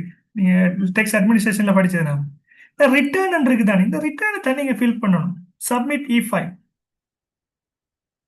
சப்மிட் இ ஃபைல்ல பாத்தீங்கன்னா எந்த ரிட்டர்ன், இது நான் ரிட்டர்ன் சப்மிட் பண்ணிட்டேன் ஒரு ஆல்ரெடி. இது 24 25க்கான ரிட்டர்ன் சப்மிஷன். ரைட். இதுல பாருங்க எம்ப்ளாய்மெண்ட் தான் அவரோட பிரைமரி இன்கம்ங்கிறத கிளிக் பண்ணி நாம செய்வோம். அவர் அவர் ஆடிட்ல இருக்கிற ஒரு ஆள் தான். இதுல பாருங்க வதிவுள்ளவரா வதிவற்றவரா, ரெசிடென்ட் தெரியும். 183 நாள் ரூல்ஸ். சீனியர் சிட்டிசனா இல்லையா, இதுல அவரோட எம்ப்ளாய்மெண்ட் இன்கம் ஞாபகம் இருக்கா பிள்ளைங்க? ஊழிய வருமானம், இன்ட்ரெஸ்ட் இன்கம், வட்டி வருமானம். சிலது அப்டேட் ஆயிருக்கும், சிலது அப்டேட் ஆகாது. அப்டேட் பண்ணணும். சோலர் பேனல் டீடைல்ஸ் சொல்லித்தரல, சொல்லுவேன். இன்ஸ்டால்மெண்ட் பேமெண்ட், இது பேசிக் சிம்பிளிஃபைட் சிஸ்டம் என்று சொல்லுவோம். Simplified system. இதுல அவங்க அசெட்ஸ் டீடைல்ஸ், இது உங்களுக்கு டபிள்யூடில இல்லை. இது ப்ராக்டிஸா நீங்க செய்யும் போது அசெட் டீடைல்ஸ் சப்மிட் பண்றது. ஒரு vehicle details, bank balances, shares, stocks எல்லாம் சப்மிட் பண்ணணும். எல்லாம் சப்மிட் பண்ணீங்கன்னா யாரு சப்மிட் பண்ற அக்கௌண்டனா இல்லையா? இந்த விஷயம் இது சிம்பிளிஃபைட். பிசினஸ் இன்கம் இல்ல அதாக்களுக்கு. பிசினஸ் இன்கம் இருந்தால் இதுக்கு தான் ஒரு அப்டேட் படிச்சிருக்கணும் வந்து. பிசினஸ் இன்கம் இருந்தால் கம்பெனி டேக்ஸ் தெரிஞ்சிருக்கணும். பிசினஸ் இன்கம் இருந்தால் நீங்க செய்ய வேண்டிய மெத்தட் எல்லாம் வித்தியாசம். பாருங்க இங்க இருக்கு. இதுதான் டீட்டெயிலான ஃபார்மேட். இதுல இவ்வளவு ஷெட்யூல்ஸும் இருக்கு.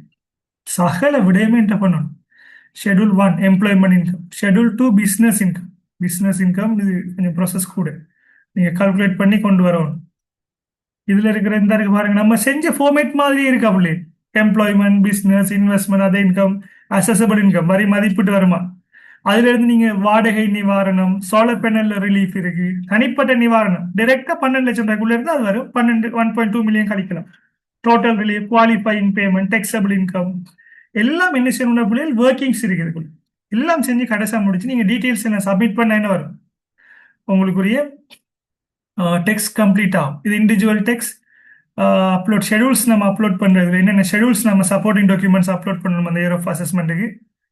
அடுத்து ரிட்டர்ன் இஷ்யூ ஆகி இருக்கிறது. அப்படி நிறைய விஷயங்கள் அப்பீல் போடுறது, இப்படி நிறைய விடயங்கள் என்ன செய்யப்படுது இதுல இருக்கு.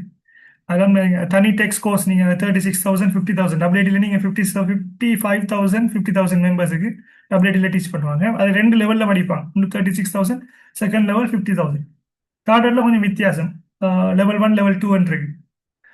இதை நீங்க ப்ராக்டிக்கலா படிக்கிறீங்கன்னா நீங்க இந்த இண்டிவிஜுவல் டெக்ஸ்ட் மட்டுமே நீங்க கூட அமௌண்ட் கொடுத்து படிக்க வேண்டியது. ரைட், டபிள்யூடி இருக்கிறதால உங்களுக்கு அது நிறைய பேருக்கு அந்த வேலிடிட்டி விளங்காம படிக்கிறதான் பிரச்சனை.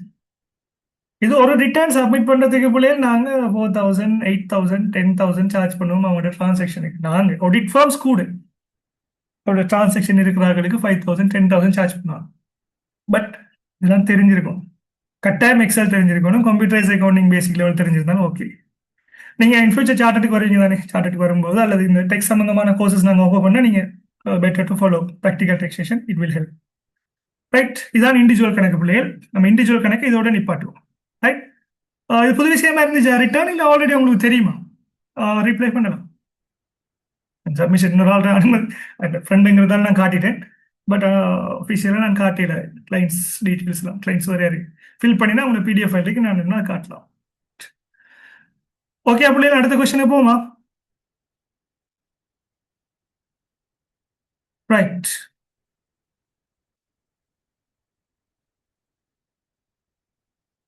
செகண்ட் வீடியோ இதோட நம்ம இதோட சம்பந்தப்பட்ட இந்த கிளாஸை முடிச்சு கொள்வோம். 10 வருமானோட கிளாஸை முடிச்சு கொள்வோம்.